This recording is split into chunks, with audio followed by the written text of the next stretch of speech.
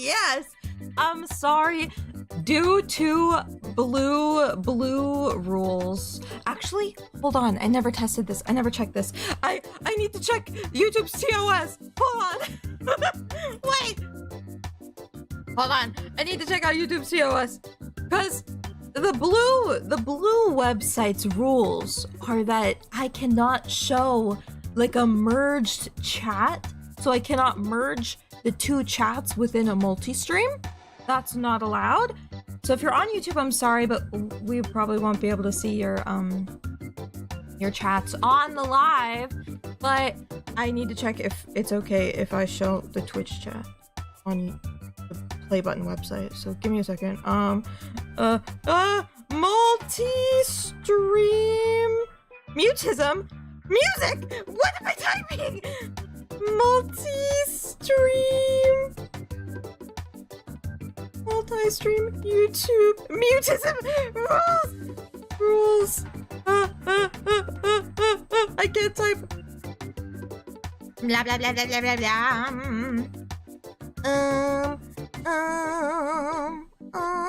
Okay, they're just asking about like blah blah blah blah blah.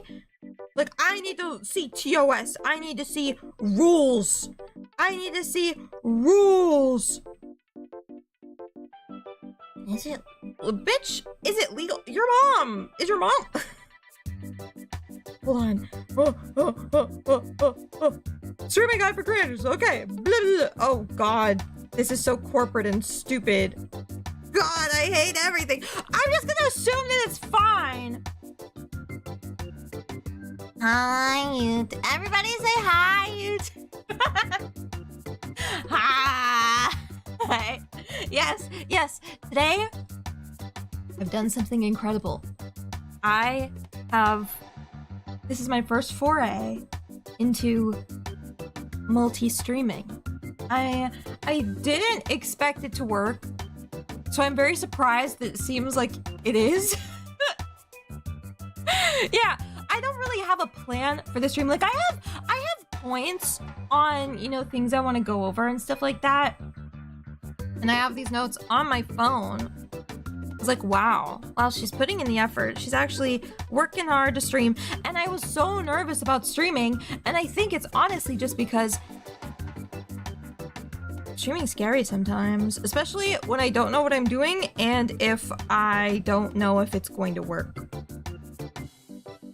But now that it's working, and I think it's thrown me off. Anyway, yes, it appears that you guys can see me. Hi, Twitch, from Cooliette Mickey. This is a big celebrity on YouTube. Thank you for being here. Wait, if Fulty's on Twitch and I'm on Twitch, then who's flying the plane? There's definitely lag on YouTube set. Yeah, well. Hold on, I think it's because YouTube changed the live settings on me. Hold on. Yeah, oh, fuck. YouTube's default setting is that it's on normal latency. Instead of what I used to stream at, which is ultra high latency. So there will be some lag. I'm sorry, there's gonna be some lag, Oh, you felt it for the latency's nuts. Don't try me. Don't try me right now. I'm in a sensitive position.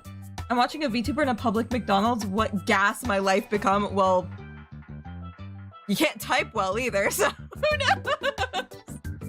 Hey, dare I say, ultra low. Yeah, sorry. Right. I read it for like a split second. Okay. I have things I have to do. Oh God, I'm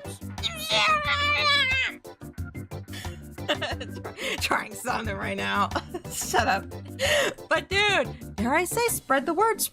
Show off this VTuber. Be like, hey, she's really pretty and she's so animated and so, how do you say, in Nihongo, mecha kawaii. Nah, I'm cute, right? Mecha kawaii. Spreading the word. I spread the word. Ew. I'm eating. Give me a break. Yeah, we know you eat all the time. You're serving face. You're serving looks. Cools. We get it. We get it. She's eating. She's eating. But yeah, I still don't know all of the rules. Again, totally forgot to do anything other than I need to stream. I want to test this out. So I'm testing these nuts. Yay! There's this VTuber and she's so purple. It's crazy. Yeah, she's got so much purple on her. Meta? You should. Hi! So Mecca kawaii. Mecca kawaii. I'm so cute. I'm so very cute. Nuts thoroughly tested. I don't want you testing my nuts. Anyway. Aside from the latency, YouTube seems to be working out. Everything seems to be working out. I'm very pleased with this information. Now, I'm thinking about testing vertical streaming as well, but I don't know how vertical streaming works on YouTube really. Like, hold on, can I enable it after the stream is live? I don't think I can. No, I can't. Darn, but I could before. So I'll do that next stream. I'll try and figure out, I'll plan something that'll look good vertical. But truly, I don't know how to make a vertical stream look good.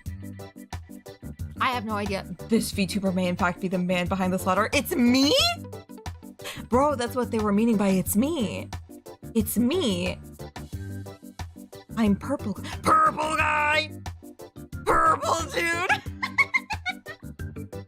Wait, what's vertical streaming? It's like if I were to stream, but it was vertical, and on YouTube it would show up on the shorts page. It looked like a short. I tried it once, but I don't think anything happened. Okay.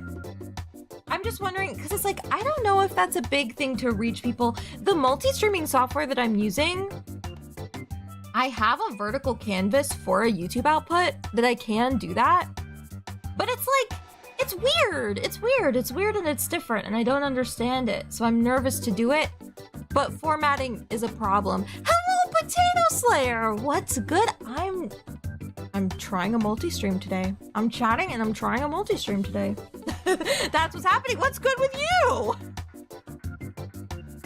That sounds gimmicky. It's pretty weird. And Twitch is trying to do the same thing. I don't fully understand the appeal of vertical streaming, but I wanted to try it, but I can't enable it after the stream has started, so it's like, whatever, we'll just go with this. Just got done watching an ASMR on YouTube. Yo! I should do an ASMR. I shouldn't. I'm not the type of person I feel like that could do an ASMR. I'm too loud. I feel like if I were to do if I were to do an ASMR, I get so like caught up in the vibe that I just start laughing. I'd realize what I was doing in the moment and then it'd be over. Any semblance of acting that I could possibly do in like a nice whisper or whatever, it'd be gone. It was called Boyfriend Takes You Out to Eat, but it's upside. Dude, have you seen the ASMR where it's like your boyfriend wakes you up or something and then he just like dumps a bunch of lead pipes? And it's just like a bunch of lead pipe sound effects.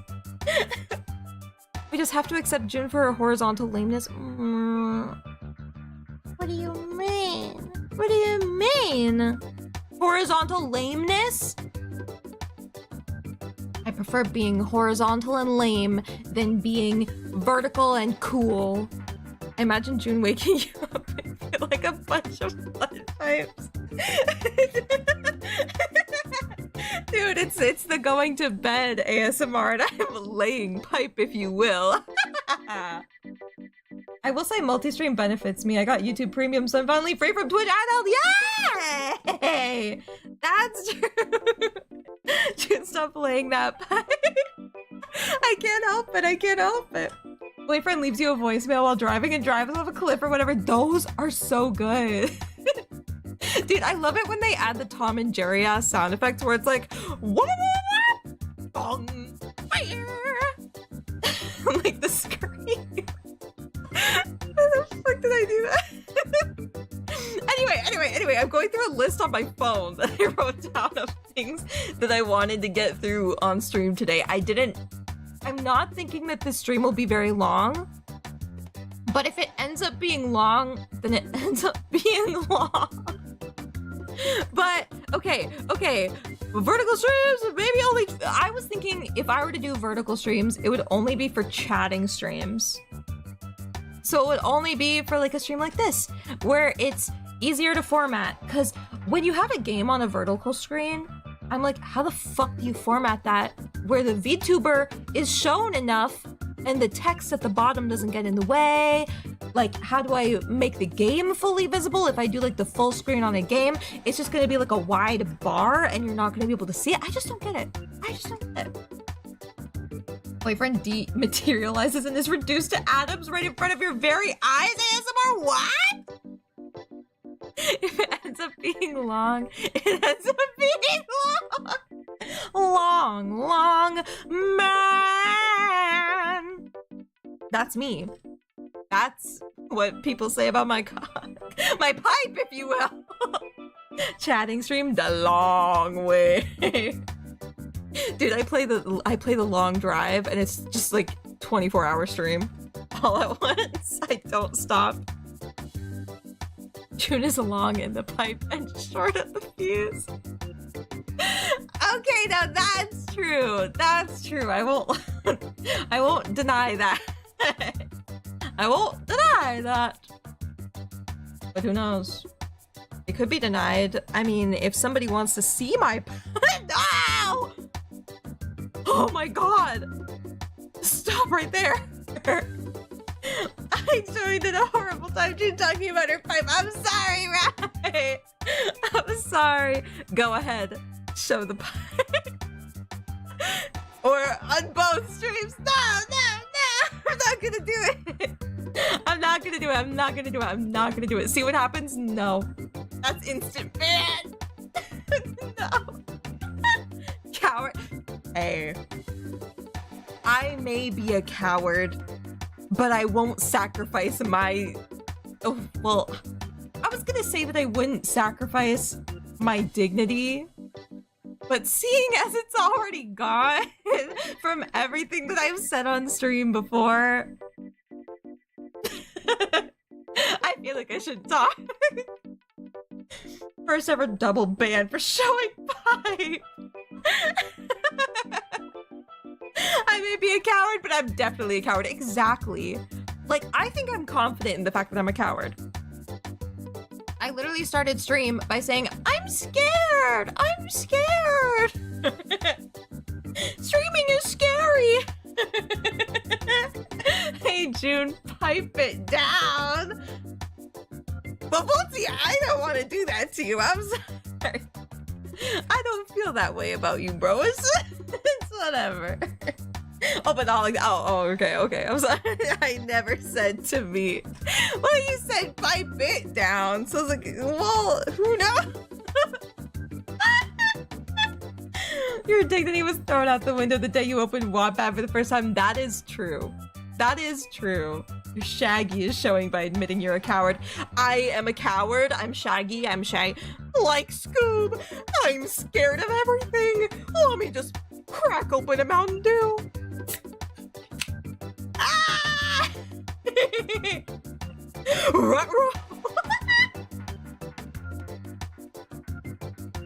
Oh my god. What the fuck? Way to shoot a guy down publicly. Thank you! Yay! I'm a coward. I was scared, but then it paid off. It paid off, guys. Make sure to let down everybody that you know publicly. If a guy asks you out, even if you like him or not, shoot him down publicly. With a gun. No! Not like that. Anyway, make sure to reject maximum volty no matter what. Just remember this. That's my tip. That's the Moe June tip for the day. Not counting the tip of my pipe is reject volty no matter what. That's what you do, guys. Speaking of Volty, though, I was gonna talk about how I have some things planned. I have some things planned, but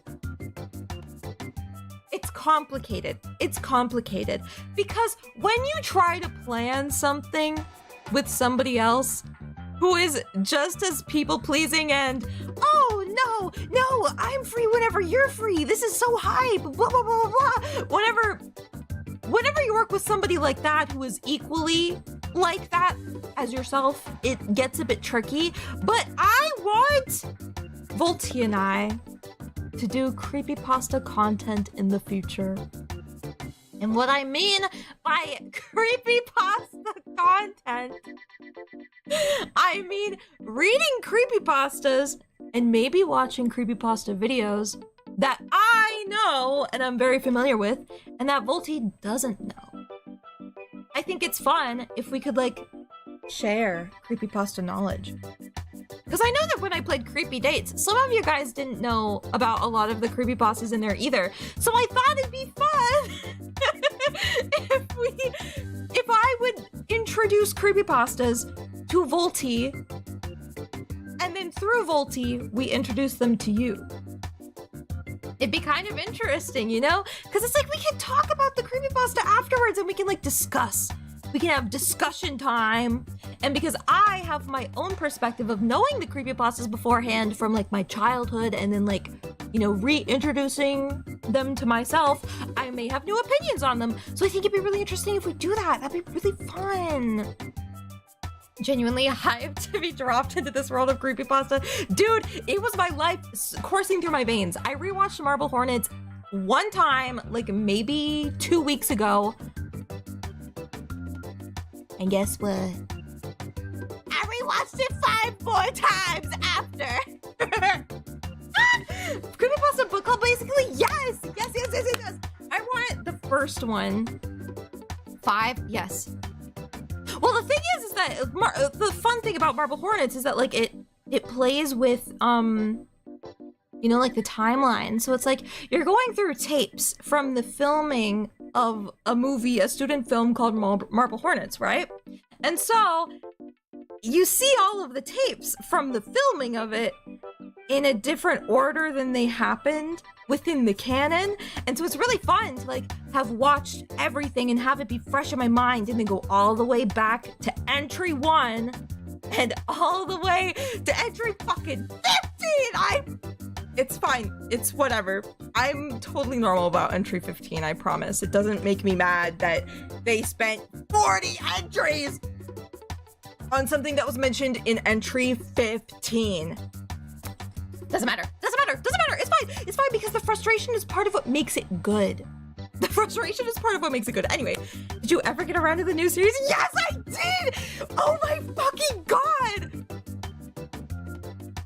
Rosswood was amazing. Rosswood was like, it fucking blew my mind. I was so scared to watch it because it's new. And I'm like, oh, they're old now. That's really scary, right? I don't know. I'm not good at watching new media. I'm really not good at it. So it takes a lot. I think I waited months. Like I waited a bit to actually get in the mental headspace to be able to watch it. And then I did. I just jumped in on a random night. I'm like, fuck it. I'm just gonna do it. Clicked on it. And holy shit. Wow. The way? Okay. Wait. Hold on. I'm just gonna say because I want to get this out of the way before I read more chat because I do want to read more chat. But I gotta get through this one thing first, okay? With Rosswood, I'm just gonna spoil a little bit here. It's not a lot because you know it's Slenderman. But what I really liked is how the first, like Marble Hornets kind of has more of a focus on like character interaction with the world, the entity acting as like a mind sickness that transmits to other people through like the forest of Rosswood. Like that series is really good because, you know, it tackles like, you know, like mental health and like things like that. It's more just like a surface level of detective figuring out what the thing is, how do we get away from it, period, right? But Rosswood does something completely different. It's like a totally different AU. Tim fucking died. There was a cameo of Brian, and I was like, oh my god, it's Brian! But it was like a flashback, but I was like, oh my god, it's Brian! And then they were like, Tim is fucking dead, and I'm like, fuck, man. Not Pookie. That's whatever. But it's like an AU, and it really focuses on like the manipulation of Alex and how Alex is really lonely and how his loneliness gets him to like manipulate people to stay with him and like drag other people down with him. I think it's really interesting because that's the way that the Slender Man operates within Rosswood. The Rosswood series, he works completely differently, where people get sent to his fucking torture nexus whenever they go to Rosswood Hospital. So it's like Slender Man manipulates them to come back to Rosswood Hospital and get put in the torture nexus, while Alex is trying to put Jay in the torture nexus, i.e., you have a good life and I don't, and I'm bitter about it. Stay with me forever, kind of thing. Make shitty films with me forever, kind of thing. And I just thought it was really cool. I just thought it was really cool that they did that. Like, it was such a good, like, you know, the Slender Man in Rosswood was like a metaphor. It was like, not really a metaphor, but it was definitely like, what is that called? What is that called? Oh my god, my word recall's so bad when I'm on my stream. I was able to articulate this so fine earlier, but you know, it's like,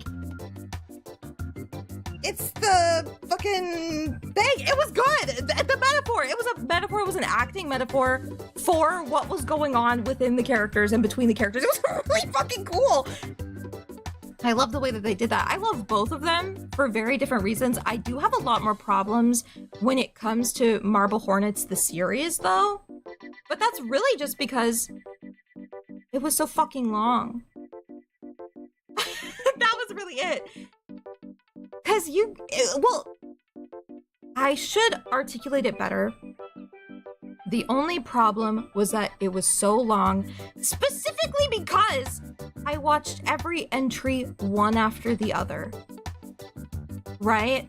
So when Marble Hornets was originally uploaded, they would have like weeks, months in between uploads, right? And it went on for years. So there's like 87 of these entries, and they get longer and longer as they go on. Some of them are shorter, obviously, and then obviously there are the ones from the To The Arc channel that you have to watch in tandem with everything else, and blah, blah, blah, blah, you know. So it's really long when you see the same repeated parts of like, oh, it's them walking through the woods. We've seen that 2 entries ago.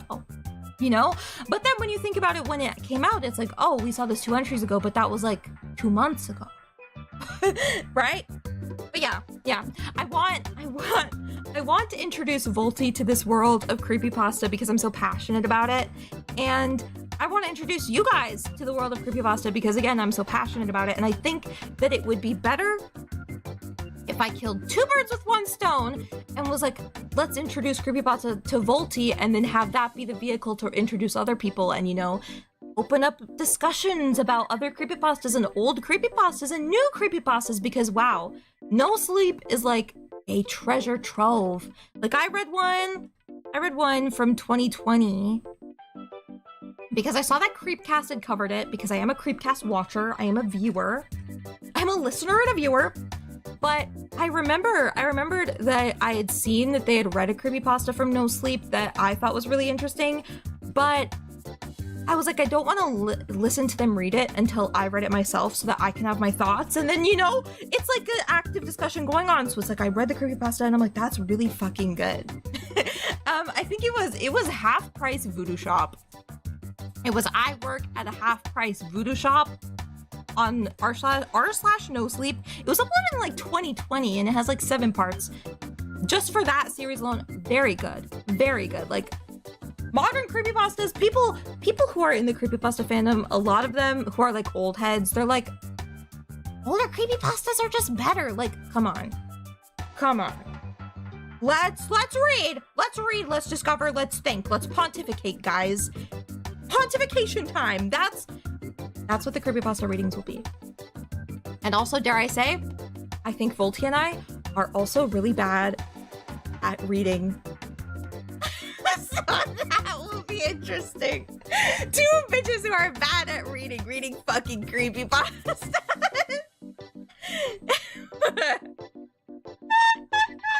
Okay, I'm gonna read spelling, yes. Reading? I don't know. I'm bad at reading. I'm bad at reading out loud. I'm not bad at reading. I'm bad at reading out loud. That's an important stipulation. Reading out loud. I'll have you know, the teacher called on me all the time to read, and I was super good at it. I know. I was the same way. You know how it is. Just gonna be 100% reading creepypastas, like, chills, dude. If I did, imagine. Oh my god, like we start Jeff the Killer and it's just like, warning, unidentified killer at large.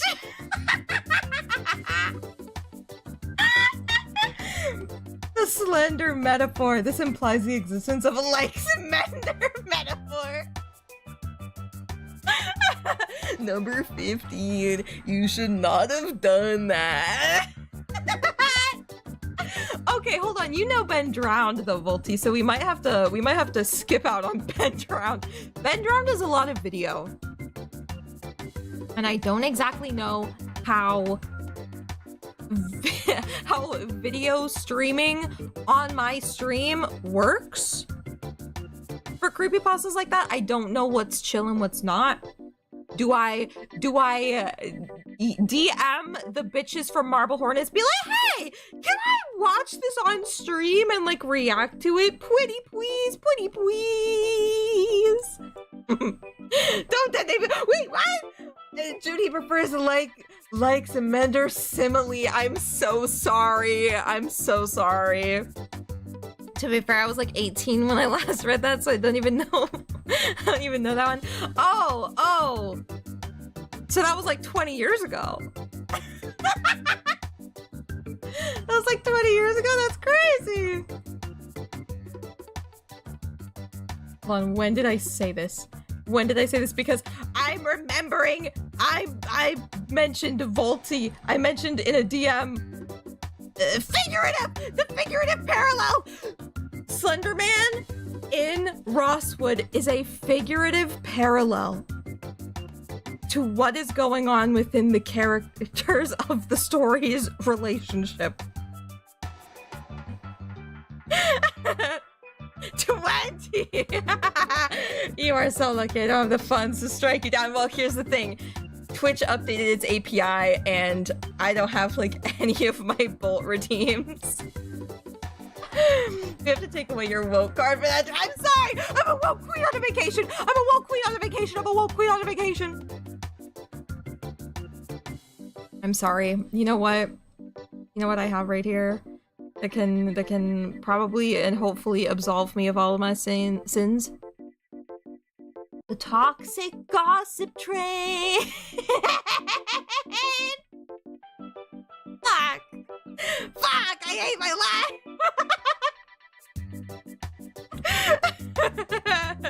I'm a woke. I'll take your woke card. I'm a woke card hunter. No. I just noticed your model's answer followed up like that. It's a cute. Just thank you. I can't believe nobody's noticed another little sneaky surprise. It's a little sneaky surprise that I have on this stream. I'm surprised nobody's caught it yet. It was on from when I played golf too. Are you ever gonna unscared your hands? No. No. No. No. No. No. No. No. Very good parent. You all have a chance to save up bolts for extra damage later. That's true. To save up your bolts, guys. Save up your June bolts on Twitch. On Twitch. On Twitch. on the freaking red play button website, we don't have any of that yet, so I have to get more watch time on my videos. And then I might be able to do membership perks. I'm gonna save up so many June bolts. Yeah, you better. Oh, I'm sorry. I don't know if it picked it up. I have this pen in my hand and I keep like clicking it and unclicking it. I'm so Boris GoldenEye coded. I'm gonna get perky with it, huh? Got 2,500 locked and loaded waiting. Stop. Oh my god, this is like Russian roulette and you just told me that every single chamber has a bullet in it and you're pointing it at me. I'm watching right now. Whoa! Oh, there's for sure a lag, because by the time you read that on YouTube, you already had the ukulele out on Twitch. Yeah. True, that's not Russian roulette, that's a murder.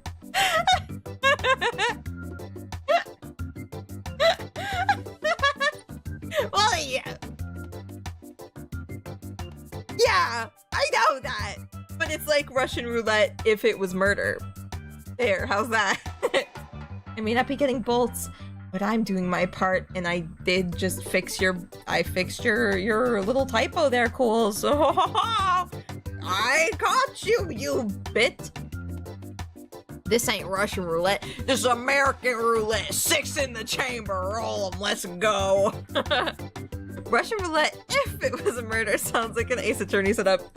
Dude. What? Was it not an Ace Attorney setup? Or am I confusing it with something else?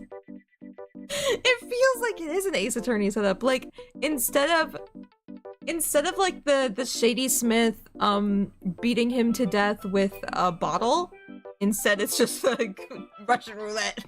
6 in the chamber. Thanks for understanding me. No problem, Ghouls. I found out why we talked about Russian roulette. Because my life is pain. You're thinking of the magicians with the trick on. That's what I'm thinking! Yeah! My favorite Ace Attorney character, Roulette! Ah! Oh my god, and his twin brother, Gillette? Gillette. Fuck. I hate my life. Buckshot Roulette stream when? I'm thinking about it. I have been thinking about it. I'm just not good at games of chance. I'm not lucky. I know I say that I'm very lucky, but I'm never lucky.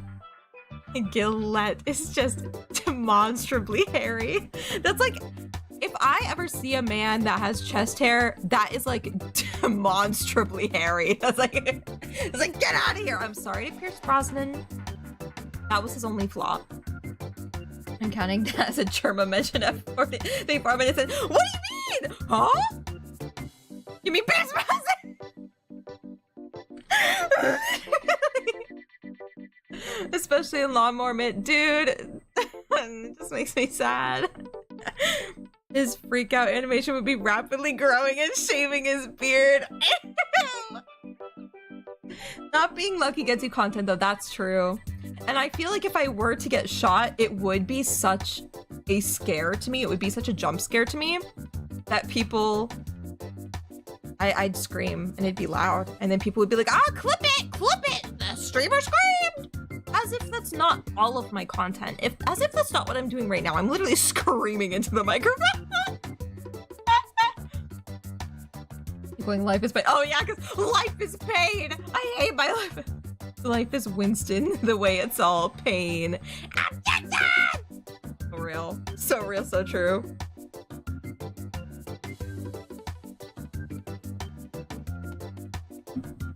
Buckshot Roulette stream went, what? Oh my god. I never turned off the movie, dude, don't stop! No! I'm not a good streamer! I'm a bad streamer! Okay, everybody on YouTube, ignore that! It's a withered animatronic, withered Freddy, more like shriveled Freddy, the way I leave him. Moe Moe June to all who celebrate. It's Moe Moe February. Fuck. Fuck, man. You leave him shriveled? Yeah. I mean, it's Freddy fucking Fazbear. That's also something that I do to Freddy fucking Fazbear. Quick, someone drop 20 bucks and make her spin the wheel. No, it's not a thing. The Moe Moe June Donathon is not a thing anymore. That was June 2025. It's February. The wheel is not here. The wheel will not be spun. And to be fair, if it was spun, it'd probably give me a Scooby-Doo voice again. Just think on that. Just think on that. Spin the wheel for funsies? Do I even still have the wheel? Hold on. Hold on. Do I even still have the wheel? Let's see. Let's see. Let's go. Moe June? Wheel? Wheel of Names. If I go to Wheel of Names and I sign in, I should be able to have my thing. Open from the cloud, log in, logging in to Wheel of Names. The Moe Moe June Batsu wheel is still here. What are the things in it? Once it be nice to chat, ara, push up, lick a lemon or a lime. I don't want to do that because I don't have lemons or limes. Doing push-ups, I'm on my period, that's not happening. Scooby-Doo voice, eat a spoonful of ketchup, that's not happening, I don't have condiments. Ooh, voice, spin again, double the thing, and then end the stream. We still have those. Just brown bricks on the Batsu wheel. Yes, I did, and it's all your fault. It's all your fault, Volty. You made me like this. I act like this because you make me like this. I act like this the way you make me like this.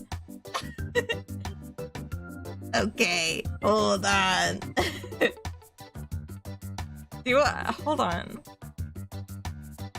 Let's see. Is it? Oh my god. It still works.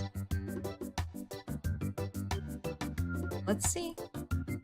Look, guys!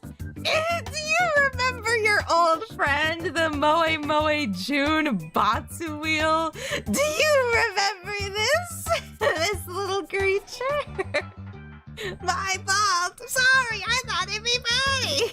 Well, anyway, guys, I have a big, fun Batsu wheel here. Scooby-Doo voice, Pog. Let's go. Let's spin the wheel. Scooby-Doo voice for blue.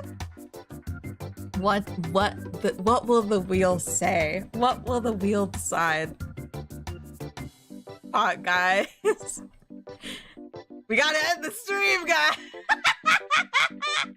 We gotta end the stream, guys. I'm sorry. That's just the way it works. I'm kidding. I'm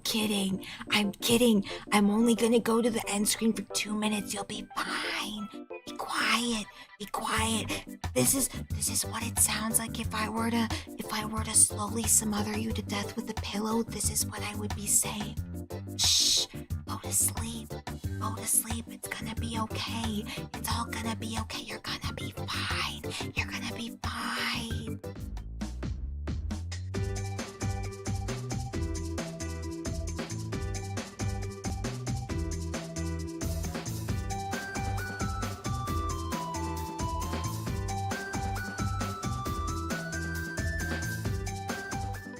I'm back. That's so funny that it still works. I still have it. I should use it again. Streamer scamming the end of screen. I'm not! I'm here. Come on. Guys, Drew just manifested in my room. Who's to say I didn't? Who's to say I didn't? How do you fight a DJ? I missed you. Thank you. You're probably like the only person who would say that to me, Quills. Thank you. You missed me. That's so nice to hear. June's so open about her period. She don't gaff about that VTuber period tracker. Here's the thing. I did not miss you. I was just reading your chat on the other stream, and this is what you say to me? I mean,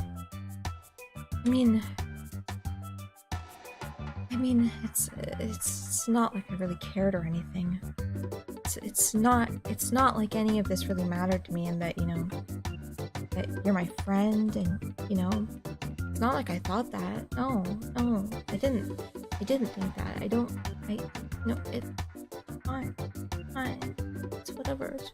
No, I'm so sorry. I fucking miss you a bunch of times. You're lying! You're lying. You didn't miss me at all. Because you're you! You hate me! You secretly hate me. You all do. I'm not doing that.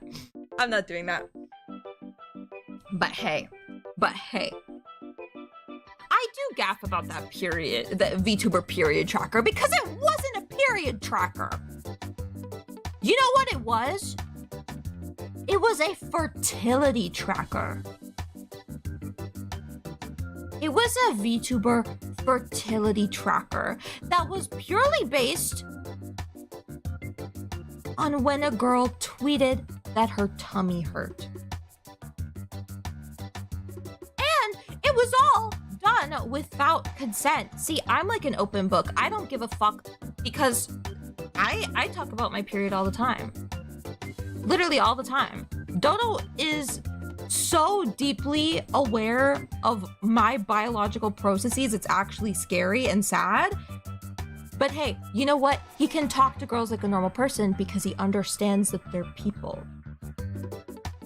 Those two trackers kind of work the same way, yeah. No, but the thing is that its express purpose was to track the fertility, and that the period was just a part of that. It was a rung on the ladder in the cycle. Like, that's crazy! But also, you're the autistic virgin who gaff? Yeah, yeah. Well, didn't entirely have to say that. You could just say that I don't care about being fertile because I'm cool and awesome and I'm a digital girl, but, you know, whatever. You can be weird, too. That's fine. You can bring up the shirt that I'm not wearing right now. You can bring it up. That's fine, too, I guess. It's whatever. Calling someone the autistic version is crazy. I mean, I could have said that, but I didn't. So there, well. Just call me a freaking nerd. You watched The Lawnmower Man! Isn't she that you're so mean? But yeah, no, it was that was such a mess. And a bunch of guys were like holding it over VTuber's head, like, we're gonna comment on your bodily processes whether you like it or not because you're on the internet, you're a public figure. What if I did that to your mom? What if I did that to your mom? What if I did that to your sister? What about that? What if I tracked your mother's fertility? Made a little visit in the middle of the night, and she had another you. Another little sister. Another big sister. You know? It's like crazy. It's crazy that they just have like the entitlement that just because you're a quote-unquote public figure, that gives them the right to comment and track your bodily functions. That's so creepy. I mean, I'm a pretty open book about things like that, but at the same time, you can always ask for something called consent! I know that's such a crazy thing for a lot of guys out there to understand, but there's something called consent! And you normally need it to do things. Like have certain interactions with people. You know, a big requirement of that thing so that it doesn't become another thing is something called consent, in which somebody says yes! And if they don't say anything, it's a no! So if you don't ask to track a girl's fertility, and you make a website about it, and they find out, and they rightfully get mad, and you go, what? You're a public figure. You're supposed to be used to that. Gun head you now. What? Huh? What? Shotgun head. What? Huh?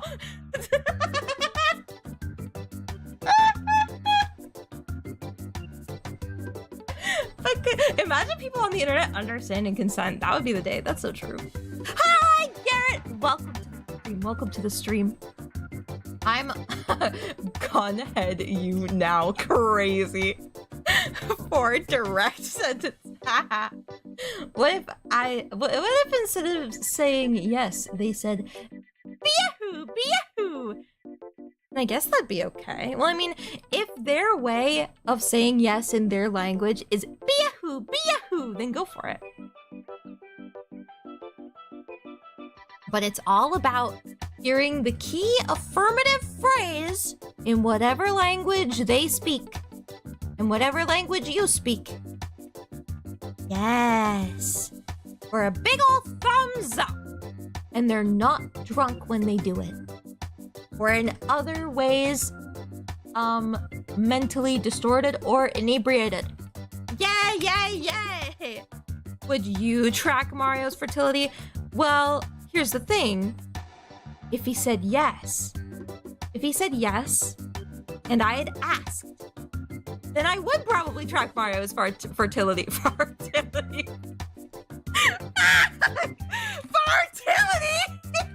Wait, is he Mario? I'm tracking Mario's fertility in Smash. That's oh my god. But thank you for being here and dropping it, Garrett. Thank you. Good night, and thank you for coming, and thank you for supporting me. Fertility's Mario's tracker. It's like when you play Smash and he like charges up his fart meter so that like the more he eats and the more that he runs around, like the darker his color gets, and then whenever his color gets really, really dark and then he farts, his fart is more powerful. That's his fertility tracker.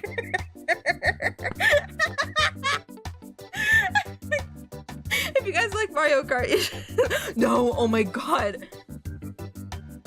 The only reason why I will never play Kirby Air Riders is because I'll never get a Switch 2, but holy fuck. I love Rick. Starman. Oh my god. It's my dream. That and Sonic Crossworlds. Those are my dreams. And they're real.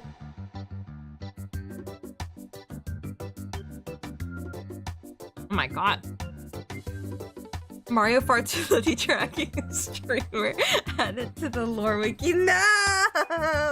Don't add any of this to the lore wiki. Don't add any of this to the lore wiki. No, no, no, no, no! This stream is off limits.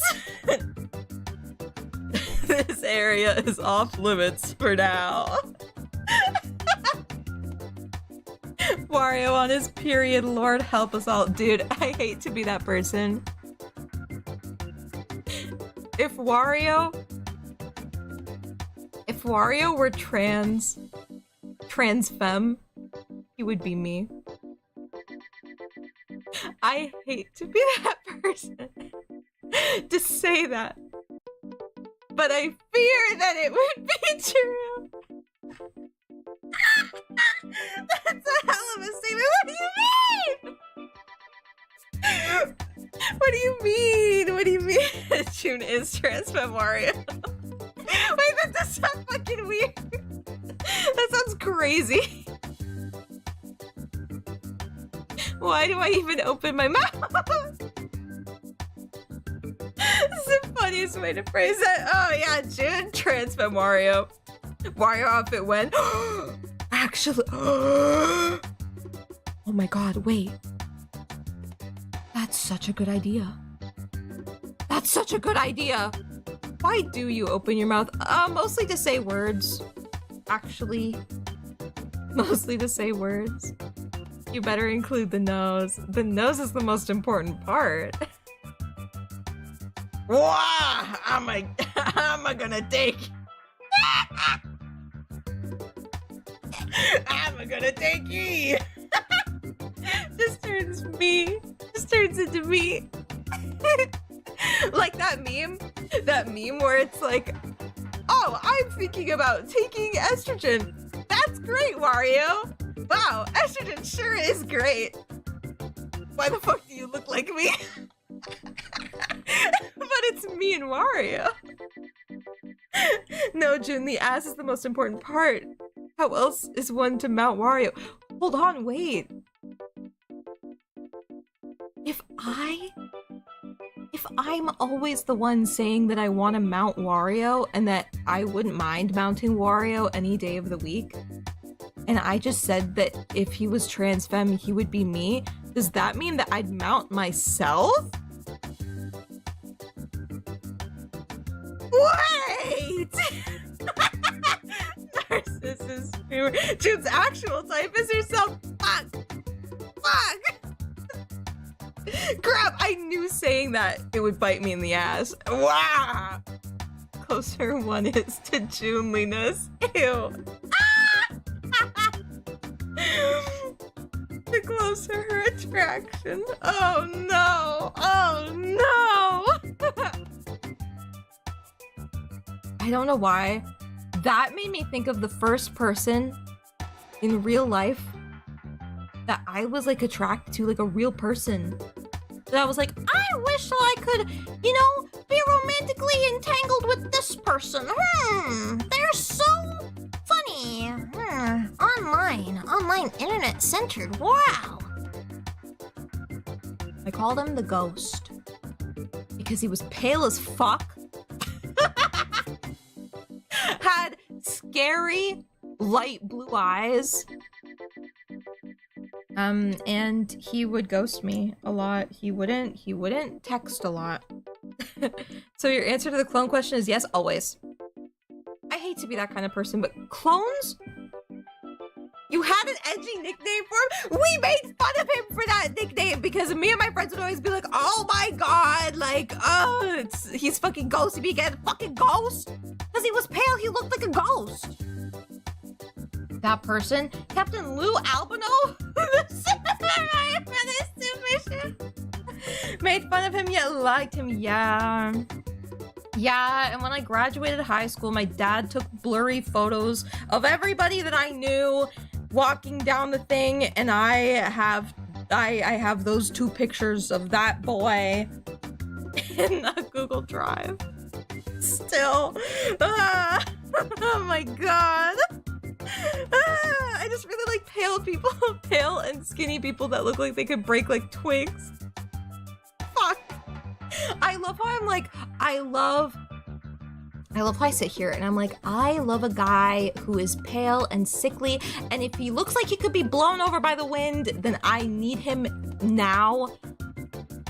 But then I also really like Wario. I have problems.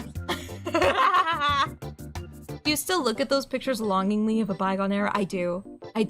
Because we texted a lot really early on. Like, I remember I was celebrating, like, maybe it was Thanksgiving or something. I was at my grandparents' house. I was staying the night.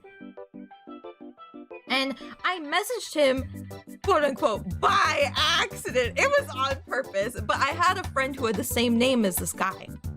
So I pretended, I played it off like I was trying to message that other friend. But it was on purpose.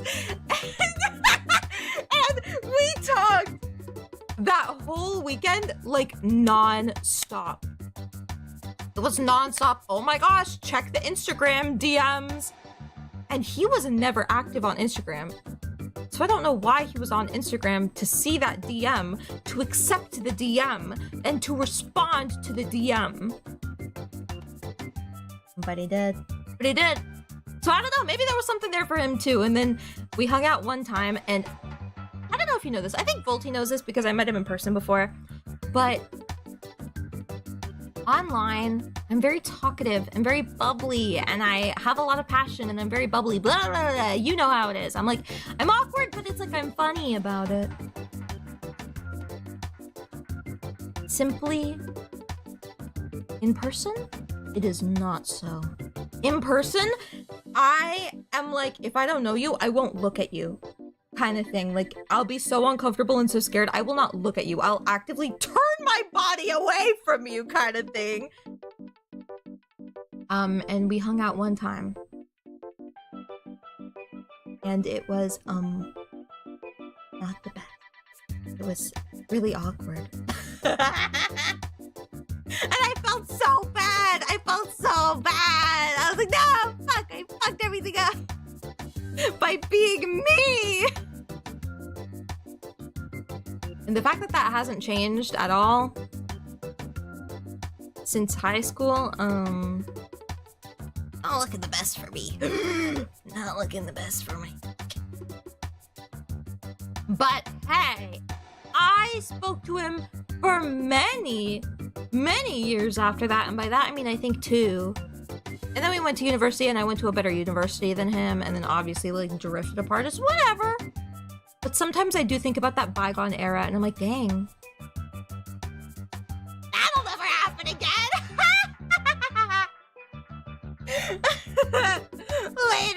Later, Ryan, thank you for being here! Thank you for being one of my little lab rats. Testing this multi-streaming thing. Thank you so much for hanging out! See you next stream! Ivy League streamers too sophisticated for the ghost. I know. Ivy League streamer didn't want to go to a lesser university. I'm so sophisticated. I have a philosophy and art history major degree, Bachelor of Arts.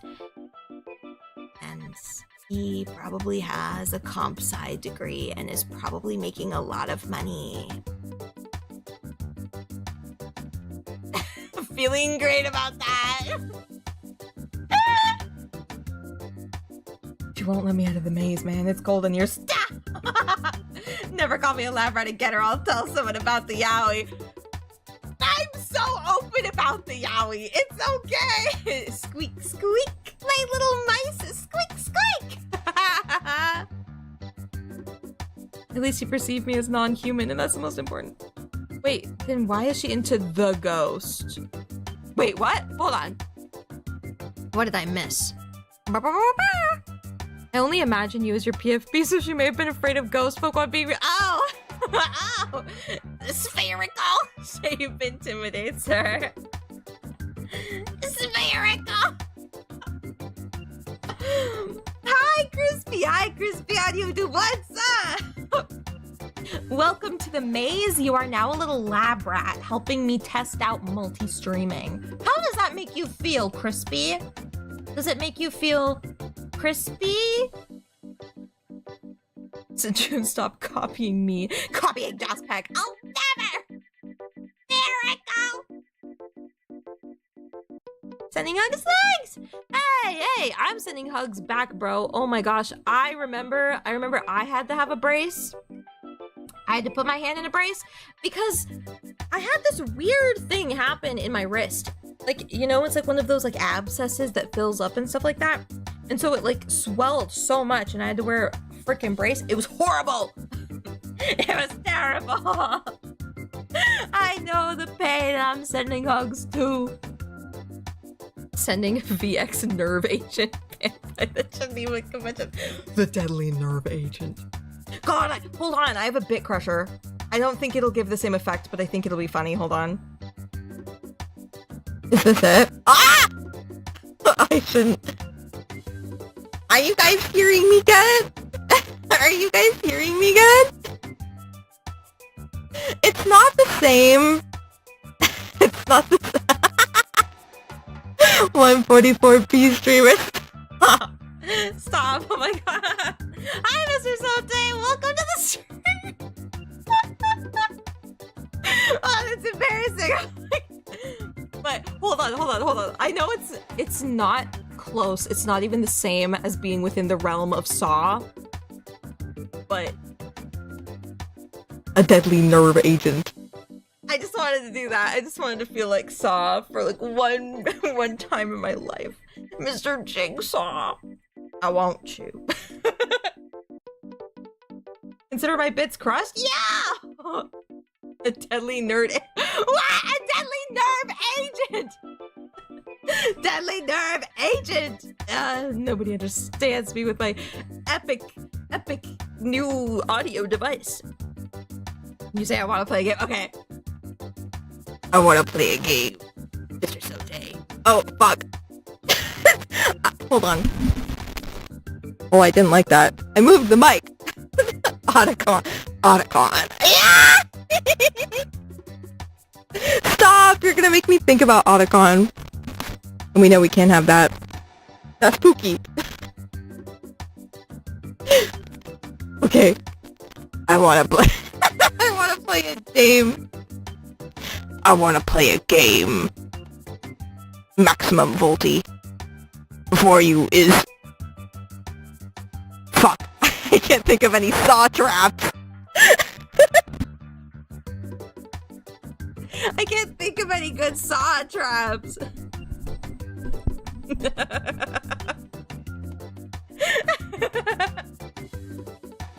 Have you played the game Kanito Pet? It sounds like I haven't, but I watched T9 play it. I'm just nervous because it'll say the name of my computer, and that's no good. Did we already make a tally for the Germa reference or not yet? I think we made one earlier, but it was because I said life is pain. So it doesn't really count. Well, here I go. What do you mean, Volty? No, Volty, that's not what lays before you. This is what Halo 3 multiplayer lobbies feel like. Fuck! Anytime I pull up, lobby.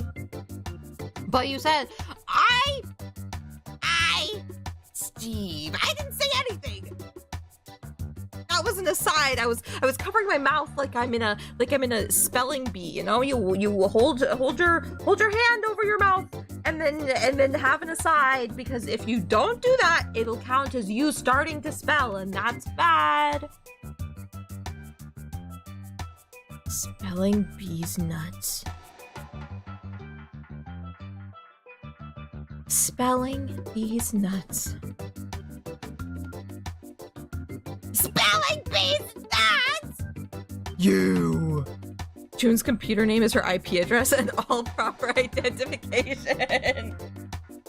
Ah! Spelling bee with your friends stream went. We would all lose instantly. None of us could spell. Okay, I have problems. I have problems where I can't spell out loud.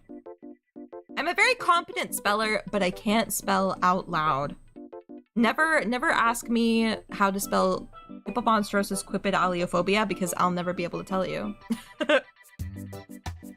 Literacy stream? That's not my content. That's Cooliette McGee's content. That's her rodeo. That's our wheelhouse, not me. I can spell so freaking good, except on the keyboard quickly. Yeah, we know. Stop lumping me in with you. It's like you don't want to be lumped in with me or something. Am I not cool? Am I not cool enough?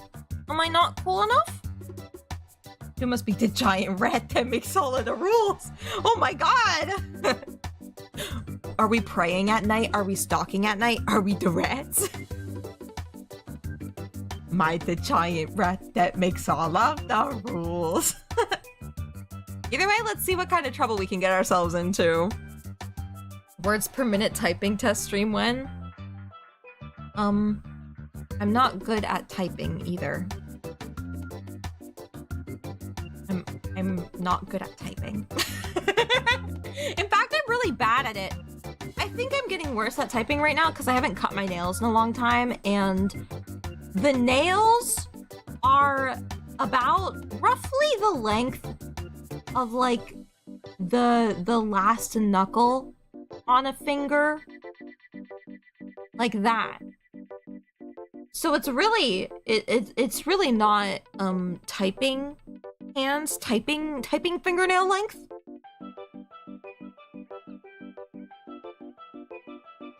Wolverine nail streamer, stop! You got which hands? Well, at least I'm not Corey, because he got a bone hand. I need to shut up. He's like, Corey got a bone hand. But I do have very long nails, and they are extremely long at this point, and I really should cut them, but I'm scared. Because every time I cut my nails, I get really bad hangnails, and it's bad and icky, and I don't like it. At least I'm not Corey, like was in the house. What'd you bring into this? Well, he has a bone hand! He has a bone hand! I have to bring them up. Maybe you're cutting them incorrectly. I think it's in the fact that I'm filing them wrong, but I don't know how to file them right. I think that's a deep cut. Is it? Is Corey got a bone hand a deep cut? Can't be true. Shouldn't be true. Everybody should know Corey got a bone hand. That's like the only good episode of Corey in the House. Actually, I really liked the episode where it was like the president had a twin. And that's mostly because I thought the guy who played the president was really attractive. And wouldn't you know, he was in his younger years in Murder, She Wrote, in which he was very handsome. So I feel very vindicated in that. He was still handsome. Still handsome when he was in Corey in the House, okay? I'll say it! I'll say it! I'll say it! The president from Corey in the House is hot! I'm standing my ground. June? Finding a random D-tier celeb attractive? Stop! The press is... Shut up. And coolest don't say oop in YouTube chat. Oop. The show itself wasn't that good, but shout outs to the president from Corey in the House. He played like a pig. Actually, hold on. Both of his characters in Murder, She Wrote were not the best. One of them was bad just because he was a cop. The other one, he was actually bad. But was he a murderer? I don't remember if he was the murderer. Holy fuck. I don't remember if he was the murderer. I think he was a murderer, though. I think he was a murderer. I don't think he had 3 episodes that he was in, because I want to compare him to when Bryan Cranston was in Murder, She Wrote, because he had like 3 episodes that he was in which he played like a random guy, a victim, and a killer. But I think the president from Corey in the House only really had guy, killer. OMG spoilers. I don't remember if he was the killer or not. And I'm not saying which episodes Bryan Cranston was a victim, killer, or random guy in, okay? The iconic Bryan Cranston hat trick, exactly. Do you know who else was in Murder, She Wrote? The dad, Bob Duncan, Good Luck Charlie.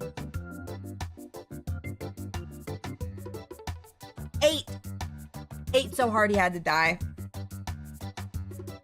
8 so hard he had to die. I'm looking at the president now. Not to be a lesbian right now, but I don't get it. I don't know. To me, like, if you look at the screenshots from when he was in Murder, She Wrote, you might get a different vibe. Might get a different vibe about it. It's not even being a lesbian, it's June's attraction we're talking about! Oh my god. Yeah, no, my attraction is warped. We all know this, I think. My attraction is very warped. I can turn around and be like, I need a man to look like a twig, like Professor Elm, or Wario. And if they're in between, or if they're too muscular, I really don't see it. I really don't see it. Do you find Nicolas Cage attractive? No! No! I've never thought Nicolas Cage was attractive in my life. She does not. The fact that Volty's sad about that. The fact that Volty's like, well, she doesn't find him attractive.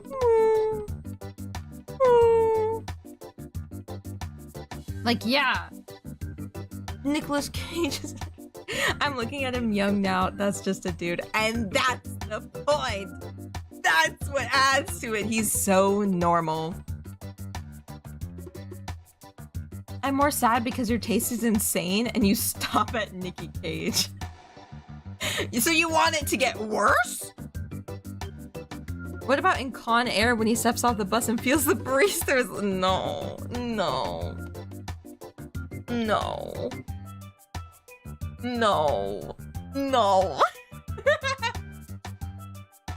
I'm sorry. I'm disappointing you guys. You guys expect me to have shit taste.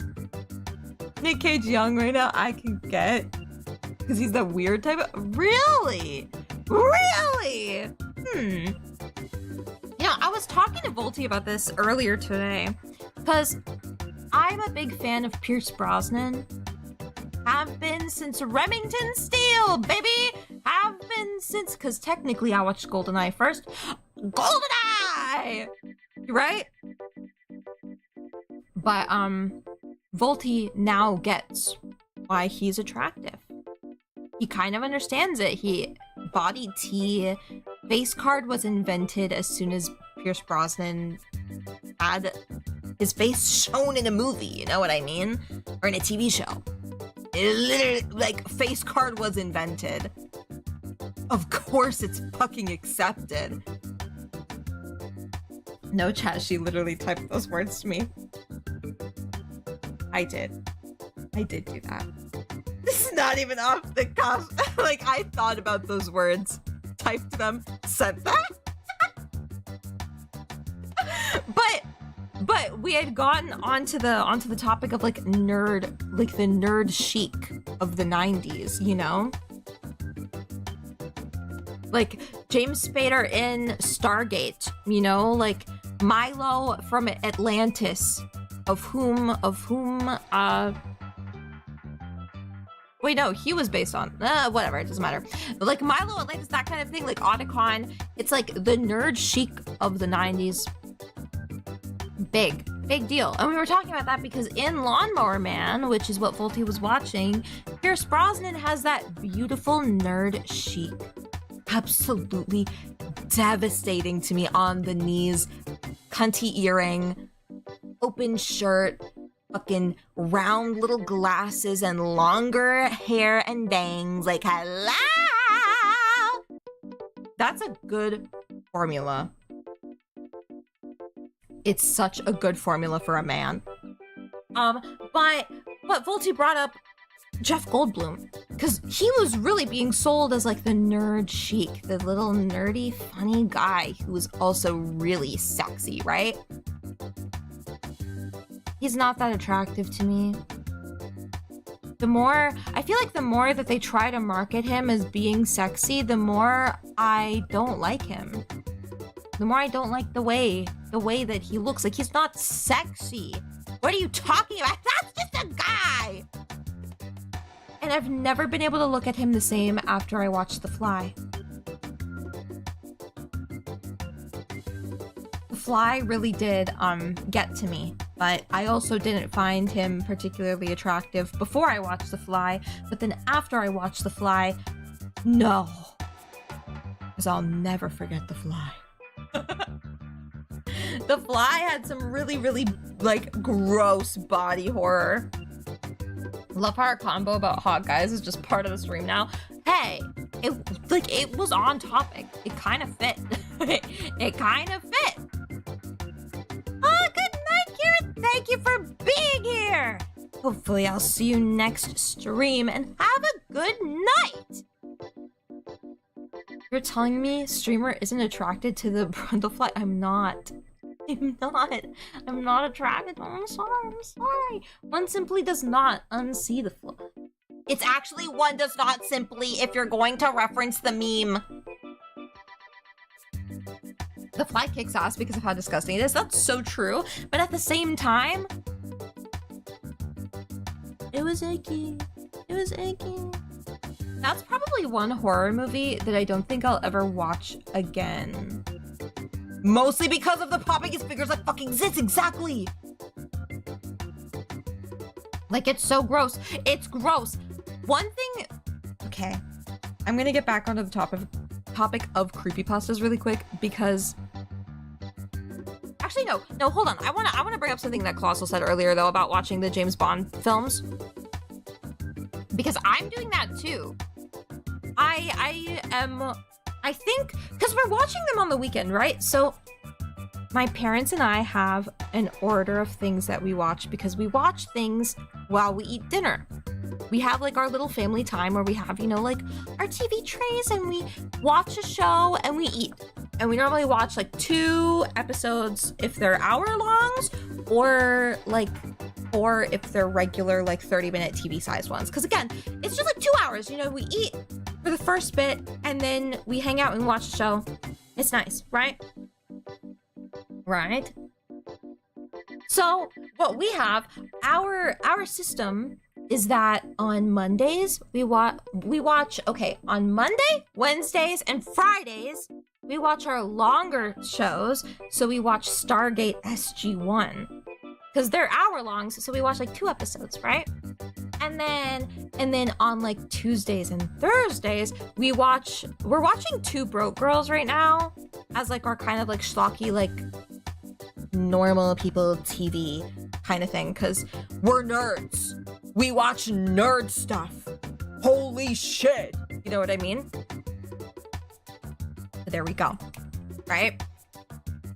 And on weekends, we watch movies. Lazenby Enjoyer and I can't be here. If there's gonna be another George Lazenby Enjoyer, oh, I can't take this. Oh, I can't take this. No. No. No. You can't live. You can't live. There are 2 of us. Yeah, this is why I didn't want another Lazenby Enjoyer here, because then Bolty would be like, Oh, see? Somebody else likes Lazenby. the heck? What the heck? But on weekends, we watch movies. And we've been watching the Bond series, but normally we rewatch the full thing.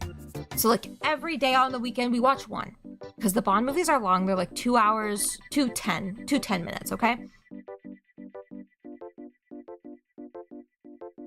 But this time we did something different. Something that I never believed that we would do. Because when it comes to my parents, especially my dad, if we're rewatching something that is like a series of movies, we will watch all of them, even if they're not fucking good, okay? So whenever I sit down and I'm like, I want to watch Back to the Future, if I say that to my parents, it equals I have to watch Back to the Future, Back to the Future 2, and for the love of fucking God, Back to the Future 3. Fuck that movie. And I don't want to do that sometimes. Sometimes I don't want to watch Back to the Future 2.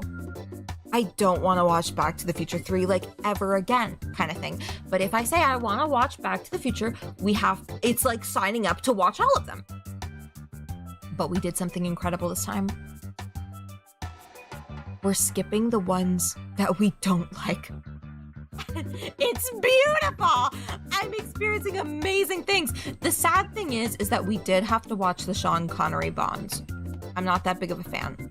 I am actually a big hater, but that's besides the point. That's besides the point. Because then you're gonna talk about my taste and it's like, whatever. Because I do like some of them. Like Goldfinger's good. Goldfinger's good. It kind of eats. And I love the song. I love the song in the opening, I think, the most out of Goldfinger, because they're like, Goldfinger is the man with the Midas touch. It's good. It's a good song. I'm sorry. But you know, it's like some of them I don't like. And some of them I don't like watching. Specifically the ones with Lazenby. I do not enjoy him. Because guess what? The bitch who came before him was so much better. The one, sorry.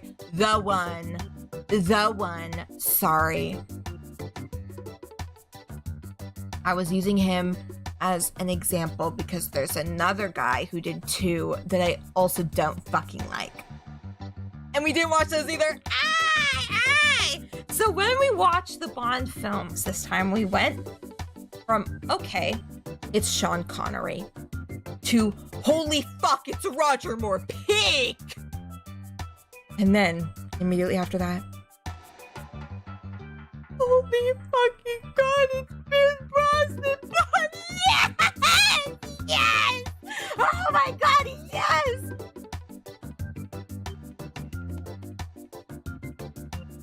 And then we have to go to Daniel Craig, which it doesn't matter. I'm just so happy. And I'm so sad because I know that next weekend it'll be the last Brosnan Bond. I'm sad. But dude, GoldenEye is such a good fucking movie. Like, sometimes I think about GoldenEye and I don't think about how the movie is presented and how it presents you information and the mood and, like, the details on Bond himself, blah, blah, blah, blah, blah. Sometimes I don't pay attention to that because Bond is so... like, it's a very... James Bond is a very formulaic series. It's a very, very formulaic series. But GoldenEye blows you out of the water because it totally shifts the tone. The way that they present information is much more artsy. There's not a lot of talking, and to be quite honest, compared to other movies, there's not a lot of action. But it's so fucking good. GoldenEye blows me. It blows me too. Feels like I'm getting blown every time I watch it. I'm like, holy shit! Wow! It's amazing. It's amazing. Because, like, the entire thing, I think... one thing that's sad about Brosnan Bond is that it starts so strong with GoldenEye because it's such a stark contrast to every other fucking Bond film in the universe. And then, next movie, because the audiences were like, where was the James Bond theme? Where was everything that we did? Blah, blah, blah, blah, blah, blah, blah, blah. Where's the old things that I like? Shut the fuck up. But because the audience was like that, they pussied out and they went back to the formula. And while it was funny, and while the next two Brosnan movies are good, GoldenEye will always be my favorite. And the fact that I watch them kind of back to back in terms of like, oh, because on Saturday and Sunday we watched GoldenEye and then Tomorrow Never Dies. So it was like one after the other. It was so obvious how much they changed and how much they chickened out. Because GoldenEye, it sets up such a good atmosphere at the very fucking beginning. Of James Bond is like a stoic and very capable guy. But he's also got a friend and he's friendly with this guy, 006, Sean Bean. And they set up very early on that Sean Bean is totally okay and totally robotic in killing somebody. Whereas when fucking James goes in and he's like, oh my gosh, it would be easier to kill this guy because then he wouldn't be able to identify me and say, hey boss, there's a bad guy coming in here. Instead, he just knocks the guy out and leaves. It was beautiful. Like, wow, it sets up early on that James Bond has more principles than 006, and so it sets up that he doesn't really belong. Right? And then like other scenes come into play where it's like he is being isolated. James Bond is being isolated from everybody around him because he's old-fashioned and that he's like, his macho bravado is only gonna get him so far, right? And so he's kind of isolated because it's the feminism movie. It's introducing, you know, like the new M is a woman and Money Penny is like, James,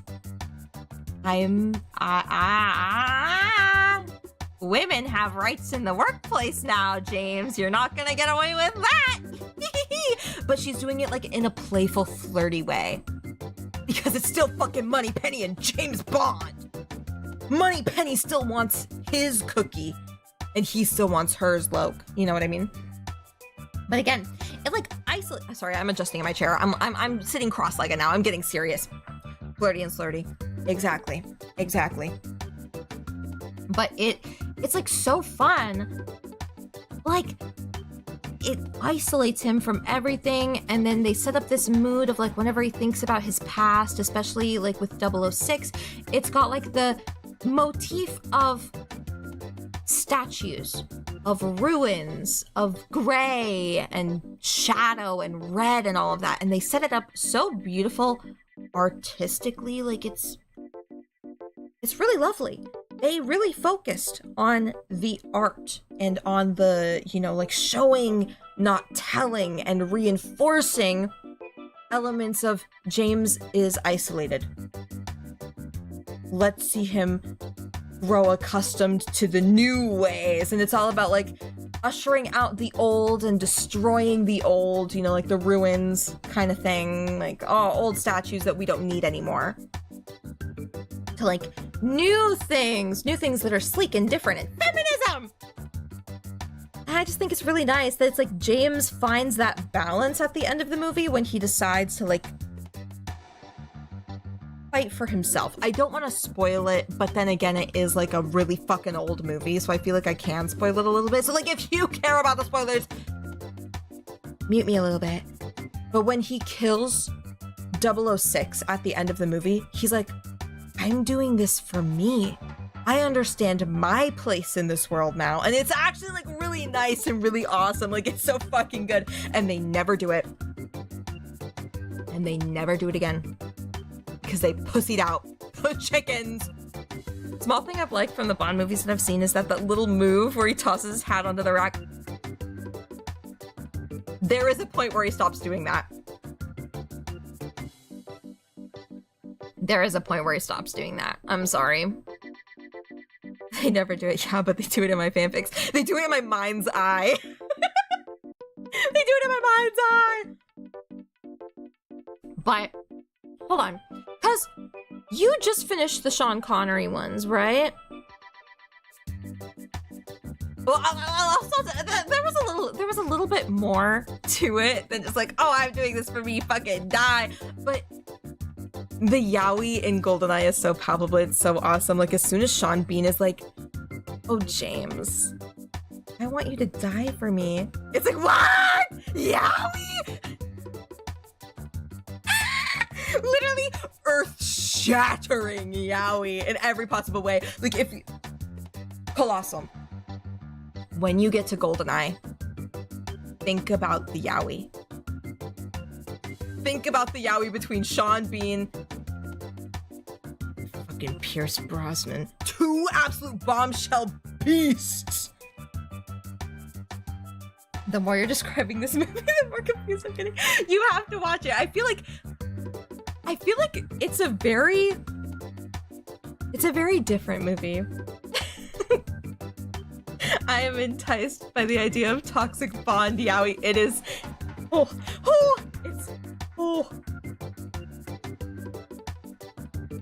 truly the blueprint of a lot of toxic yaoi. Like, it is, wow. my June media viewing place. Okay, so imagine the yaoi, and it works. It does, dude, trust me. If you become yaoi pilled or yuri pilled, any piece of media can be beautiful. Yeah, it works. It does. Because truly, I said this at the end of GoldenEye. I said this because it kept repeating in my mind and it would not stop. My brain was just like Sean Bean and Pierce Brosnan are like tussling. They're on the floor. They're like wrestling around and pretty crazy. But my brain kept saying,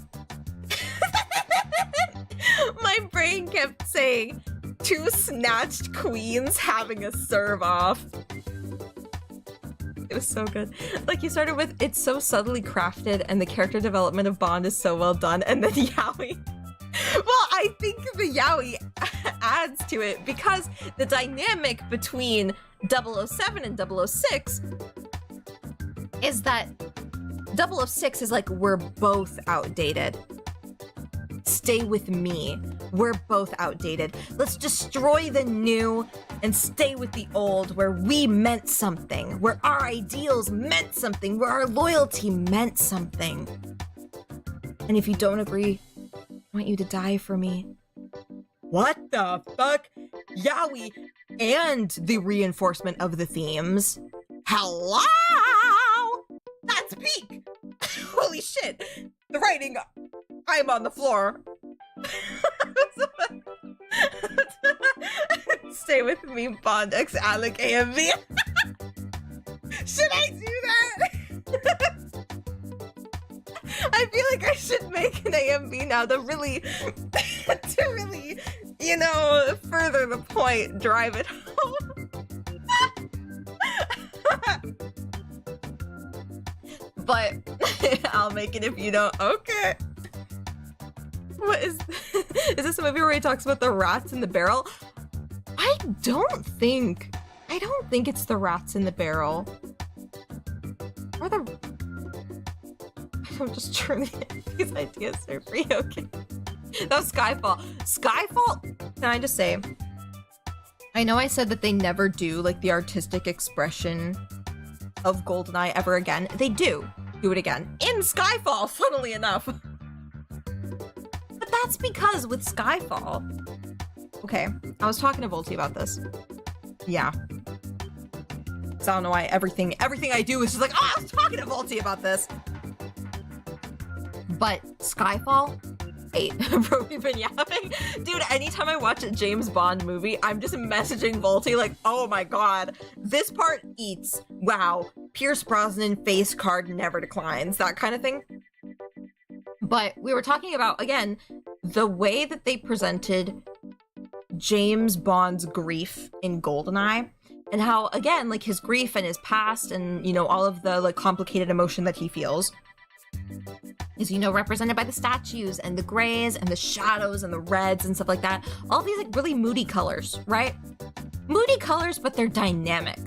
It's like things are moving in the background, things are moving, and like the viewer can kind of piece it together by all of these things working together, all of the colors and all of the shadow and all of the differences working together.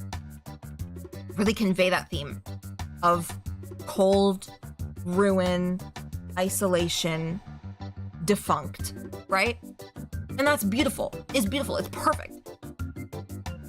With Skyfall, I normally don't like overuse of blue in things. I think the only exceptions that I have for don't take the blue out of this, the color grading of pure blue is awesome, is in Skyfall and in Until Dawn.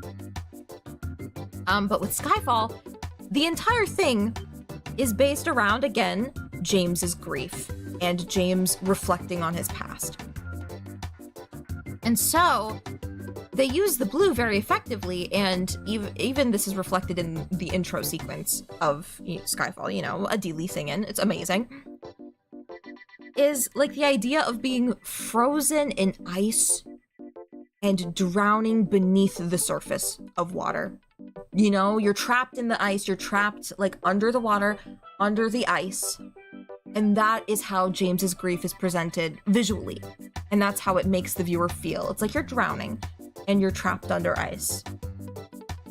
And that's why I can excuse the overuse of blue in that. But again, I think Skyfall is the only thing that tried to do something that GoldenEye perfected, which was, again, color grading and, you know, making the viewer feel James's mood through visual stimulus. Yeah, Skyfall was meant to be a blue movie. It was meant to be a blue movie, and I'm so happy that it is. I heard about Mads Mikkelsen doing CBT. the chair scene. My mother was telling me about that because she was actually surprised that they had adapted that part. Because she's like, yeah, in the book, he gets the chair and the CBT and the and I'm like, and she's like, I was so surprised when I saw this movie that they adapted that part because I know they wouldn't have been able to do it back in the day. I'm like, holy fuck, Mom. Because the way that she described it, it was like she was really happy to see that. Like she was a little bit too happy to see the CBT and the chair. Like she was really happy to see it. So I'm like, oh, dare I say, like mother, like daughter. Am I right? Shut up. That was not funny. The book illustrates love Casino Royale because they adapted the book elitist. Oh my god, I can't fucking read. See, this is what you'll get for the creepypasta reading streams. I can't fucking read. But the book elitists love Casino Royale because they adapted the CBT. Watching Bond for 30 plus years. More disappointed as time goes on.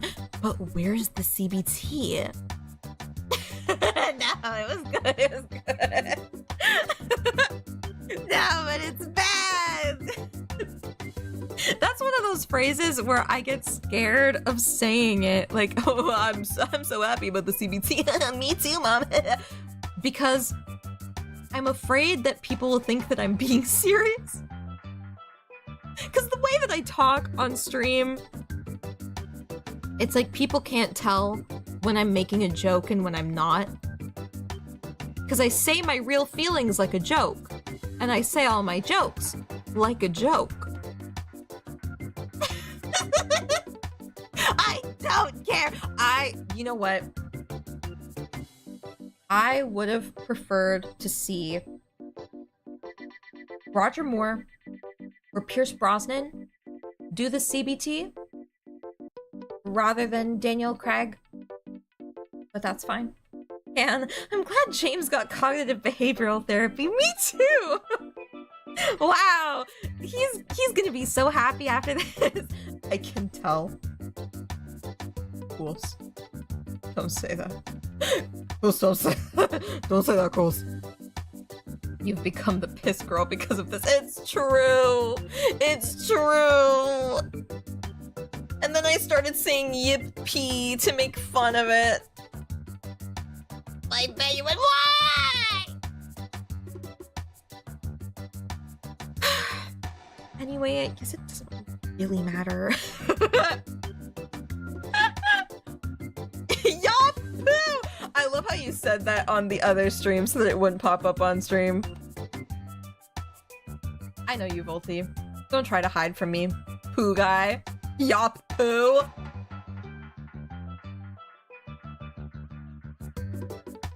Don't tell me to shut the fuck up. Don't call me up. Hey, you did it. If you didn't say anything on any of the chats, I wouldn't have said anything. But then you did, so get called out. Get called out, loser. Ah! What the fuck was that sound? I don't know why that sound came out. Ah! I can't even. Ah! How? I'm trying to recreate it. What the fuck? I can't. Fuck. I don't know. Which way, Western man? Pee daughter or poop son? Take your pick. I feel like, hold on. I feel like that would just be La la la la la, let me go through my files. La la la la, let me go through my files. La la la la, let me go through my files and find what I'm looking for. I found it. This is what it would be. Western man. Which would you rather choose? Pee daughter or poop son? And both of them lead to hell. You're the Dante and Virgil? Hold on. Question. Which would I be? Would I be Dante or would I be Virgil? Let me look through my files. Now streaming on Spotify. Call me the scat man the way I skibbity bee bee bop ba da bop bop ba da bop skibbity bee bop ba da bop bop ba da ba da bee bop ba da bop. Dante. Ah! I mean, but Virgil was... You know, I can't think about Dante and Virgil without thinking about how sexy Virgil is. You have wacky woohoo feats of fuck. You can only pick one. Ah! Nah! You know what? I'm okay with Dante. I'm okay with Dante. He's cool. He's cool. I'm not gonna lie. Well, I gotta stream more because I have way more Dante than her. We're actually just two Dantes. Look, I get it. He canonically fucks. I'm the 2013 Devil May Cry one. No, I am Devil May Cry 3 Dante. That's me. That's me, guys. I'm gonna kill somebody and then have a horrible nuclear bomb level sound occur on a certain streamer's stream. Bro, don't quote Dante in my chat. Or wait, he says bro doesn't even know. Reminds me of that one time that I had to call him out for getting a quote wrong from Yu-Gi-Oh! GX. It's like bro didn't even remember that attack point quantum mechanics even exist. Crazy. Crazy that I had to call him out for that.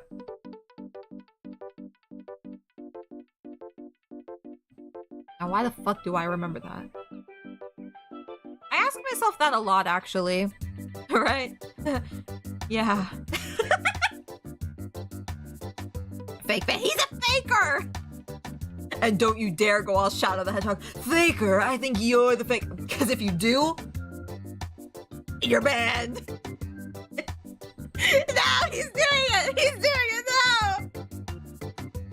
I don't want to have to ban you, man! I don't want to have to ban you, man. I don't want to. Well, this puts me in an awkward spot. Commit to the bit. Commit! I'm gonna commit ban.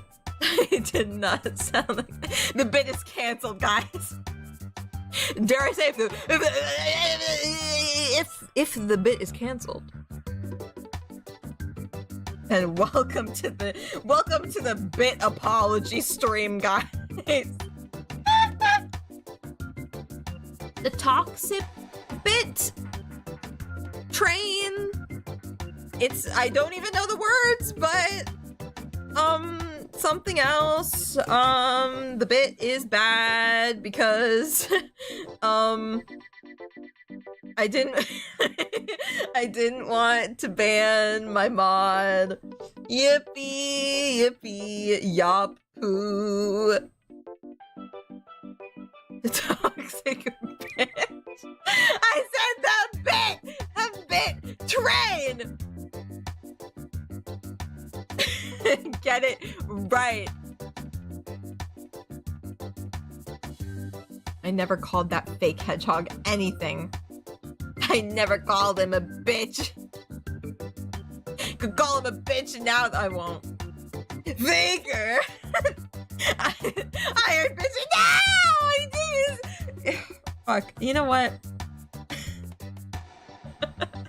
It's because I started to say train and then stopped myself immediately after saying bit. You're the fake. Dude even got the quote wrong. It's, I think you're the fake hedgehog around here. You're comparing yourself to me? Nah. You don't even deserve to be called my fake. I'll just... I'll use that excuse in the future to no! No! It wasn't an excuse, it's real! Fuck! Man. Ah! I suck. Oh no! Maybe I'm the toxic bitch. Oh my god, I'm trying not to smack my desk. I keep smacking my desk. trying to stop doing that. I just smacked the door of this computer cabinet. Just something almost fell. I almost knocked down my SpongeBob mug! No! She'd rather smack her gyat like a drum than her desk. Well, we don't need to talk about that one moment of weakness that I had while playing Portal, okay? We don't have to talk about the smack my gyat like a drum. That incident needs to be scrubbed from the record. Oh, but you can talk about all of my weaknesses. Well, yeah, because it's easy. You can't defend yourself.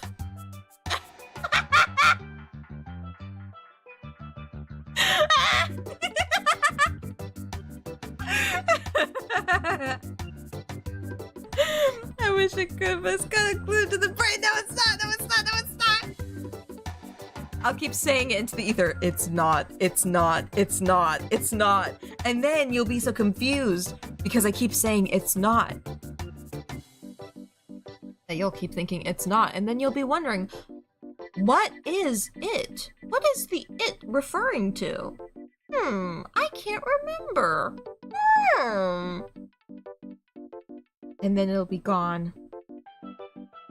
I don't know about the Portal incident, but I can assume this is pointed at either GLaDOS or more likely Wheatley. Would you believe that I said that as a celebratory thing after completing a puzzle? It wasn't directed at anybody. I was just really excited that I beat the puzzle. First try that I just went smack my gyat like a drum. The more you say not to think about it, the more inceptioned I get. No! Wild how you're more ashamed about the drum incident than most other things you've said in your career. I think it's because people were talking about it a lot when it happened. Because I'm gonna let you guys in on a little secret. When I stream and I hit go live, my conscious brain that remembers what I say and keeps track of that information dies. And then after stream, do I know what the fuck I said? Absolutely not. I don't know what the fuck I'm saying half the time. And then when I look back at the VOD and I read those things, I read the transcript, and I listen to myself say the words, I go, what the fuck did I just say? Who let me say that? And a great example of that is the Creepy Dates stream. Because holy shit, there was a lot in there that I was like, I said that? What? I go into a fugue straight. Fugue straight! I go into a fugue state when I stream, and I haven't watched any of mine. See? I do too. But then I do look back and I clip and I go, wait, why did I talk about having a legion of feet, guys? What was that all about? Excuse me, I go into fugue gay.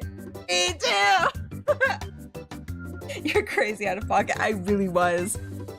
I don't know why. I was so confident in saying, oh yeah, I used to write a lot of creepypasta self-insert fanfiction. And it's like, that is the kind of thing where if I were conscious while streaming and saying that, I think I would rather be 6 feet underground in a box, a sealed box, and slowly lose my ability to breathe and function as a human being and die, then say that. Like, that shit's going to the grave. And I said it so blatantly on stream.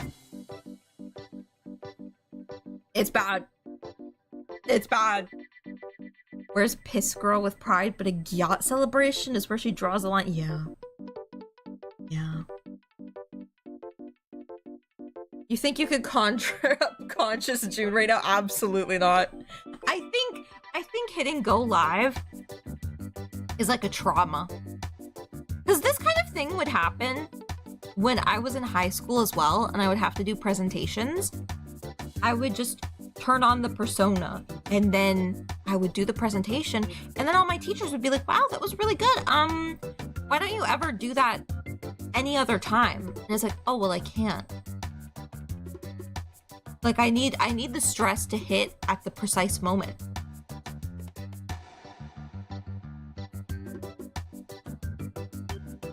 I see no difference from a Moe Moe June stream and the hit M. Night Shyamalan movie Split. Huh? Split personality streamer? What? Just because I disassociate a little bit when I stream doesn't mean that I have multiple personalities. It just means that I'm trapped inside of the cage of my mind and I can only watch.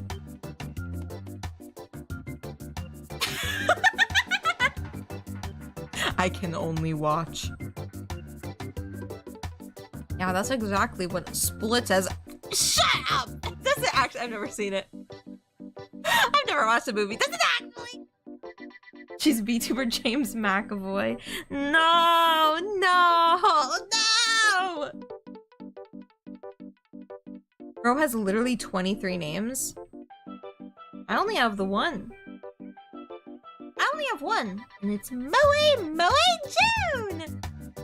That's all I have. This is all I got. This is all I got. And one of those 23 names is Moe Moe June. No! No! It's not. No. Well, good thing all of your fractured pieces agree on the same name. Fuck! That's not true! How dare you lie? How dare you lie? Oh. My PC had a little moment there. Almost sweating. You even have a version where you're bald. You really are, James McAvoy. That's not true! No! Except, hold on, I can be bald. You know what? I'll be bald for a little bit. I'll be bald for a little bit because I don't have redeems on right now. And I know one of you might have wanted bald. So I am bald again. I really am. Moe Moe McAvoy. Or McAvoy. Mick or Mac? I guess it would still be McAvoy. Well, no. Well, yeah. X-Men theme starts like, what do you mean? No, no, stop! I'm not Professor X. I've only ever heard it pronounced as Mac. Okay. Because the thing is, I'm like, I don't know much about the actor. Is he Scottish or is he Irish? Or does that matter? Because I know people who it's like, oh, if their name starts with MC, then it's Mick. You know what I mean? So I'm like, I don't know if it's Mick or Mac. I guess it would be Mac. Mac sounds better. McAvoy sounds kind of stupid and lame. I'm sorry. I'll say it. I'll say it. I'll say it because the me behind the me would not want me to say it. He's bald, June.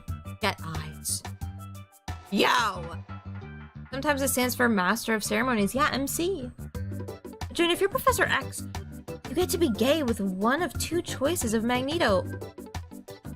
But I don't like Magneto. Do you know who I want from X-Men? Mr. James Marsden Cyclops. That's who I want. That's who I want. Will I get him? Never. But do I still want? Yes. Yes, absolutely. No, you get Nightcrawler or nothing. Why? Why? This is because streamers saw the live action Sonic movies. Would you believe that I saw Enchanted first? I want Enchanted James Marsden, where he's a prince and he's stupid. That's not okay. That Cyclops is a choice I respect. Thank you, thank you. He's a very handsome guy. And seeing him in the Sonic movies run, and when he runs down the stairs, you see his pectorals jiggle a little bit. There's a little bit of jiggle physics on there. Yep, I had my eyes wide open for that part.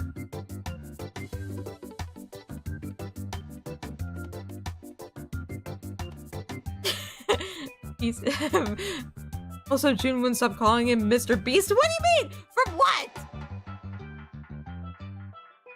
Who am I calling Mr. Beast?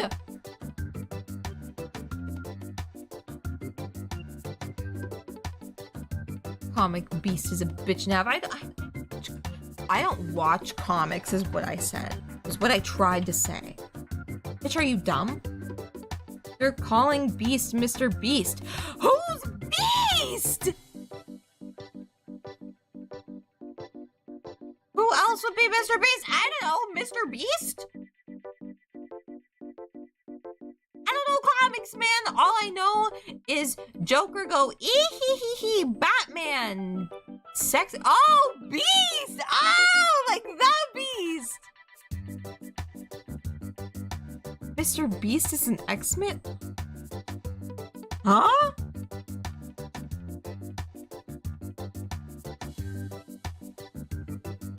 Is he a the? Is he a they? Is it actually they, them, he, him? What are Beast's pronouns? What are Beast pronouns? There's a nerd that turns into a beast in X-Men. What? Sorry, my parents were watching the X-Men movies, and then I only looked over at the screen when I heard James Marsden speak, and then I turned my ass back around. Is that bad? Is that bad? Well, I also looked over for J-Law Mystique, but that's just because, obvious reasons. Well, hold on. I'm gonna look up Beast X-Men. But can we ever find Beast X-Men? Can we find Beast X-Men, like Beast Yowie? You can audibly discern James Marsden? That's kind of bad. He sounds like any other generic white guy. There are nuances. There are nuances. I think I'm getting a better grasp on your film tastes. My film tastes are actually really fucked up. Because I am on one end of my film appreciation spectrum. Really, really, really fucking pretentious. Like, I love artsy-fartsy films. Like fucking Jacob's Ladder. High art. I like it when movies play around with isolating not only their characters from the narrative, but the audience from the characters within the narrative. Because I find that a lot of movies try to make protagonists as self-inserty as possible. So it's like, not really that the audience is watching a story unfold, but it's rather that rather that like the audience is experiencing it. But I prefer it if the audience is taken away and is like continuously made aware that all they are to the story is a spectator. I really love that kind of thing. Like, Revolutionary Girl Utena does that a lot, which is why it's one of my favorite anime ever. But it's just like, it makes the audience a part of the story because the audience is part of what the story is critiquing, right?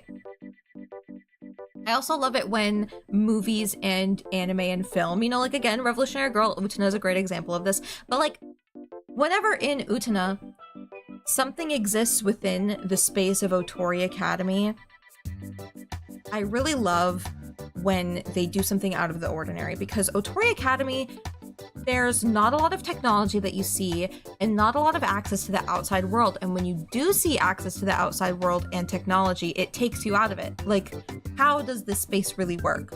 The space is bending to the needs of whatever the story is trying to tell the viewer, right? Whatever the story is trying to express.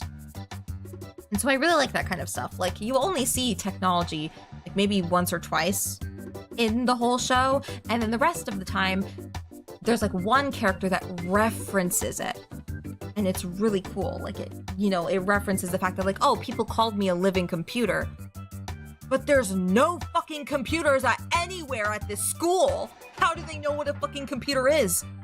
I've never seen a computer before, but it's like the audience knows. So it's like it's keying the audience in, using these sorts of references that the audience would understand as being outsiders to Otori Academy. It's something that we can understand, right? So it like references the audience in a way that the characters within the show itself would not understand. And I love that. They do that in GoldenEye too, just because of like the way that they isolate James from everybody, and they isolate you by being like, everything is so weird and everything is so strange. It's like that. It's really, really cool and really interesting, and I love it when movies do that. But then sometimes they don't do that. Whoa! Anon, thank you! Thank you, Anon, for the 20! For the 20, thank you so much! Hold on. My thingy isn't working, so I want to see, I have to check if you sent a message with that. Woo! I'm gonna check. I don't think you did, but thank you! I have 20 beans, dude. 20 bones! I got bones in my pocket. I got bones in my pocket and they won't go. Spirits in my head and they won't go. I should stop doing that. Anyway, but I love it when movies do that. But to get to Mr. Sote's question of do I have a favorite movie? Yes, I do. My favorite movie is Scooby-Doo 2 Monsters Unleashed. Well, it's not the complete opposite from the spectrum that I was talking about. Because the spectrum is I'm really fucking pretentious when it comes to movies that I like. And movies, you know, in general. Because it's like, again, I'm very artsy-fartsy. I have a degree in art history and visual culture, okay? My bread and butter is critiquing and analyzing art. Favorite fucking movie? Scooby-Doo 2 Monsters Unleashed. Fuck yeah, that's cinema, that's film.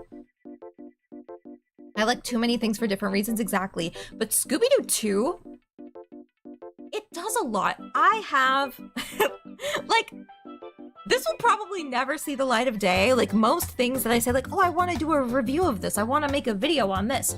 Most of the time, I know it's not going to happen because whenever I want to produce something and, you know, like get an idea out there, I really want it to be the best that it can be. I want it to be perfect and I want it to express everything that I want to express, but that's really difficult and it's hard to grapple with that fact of life.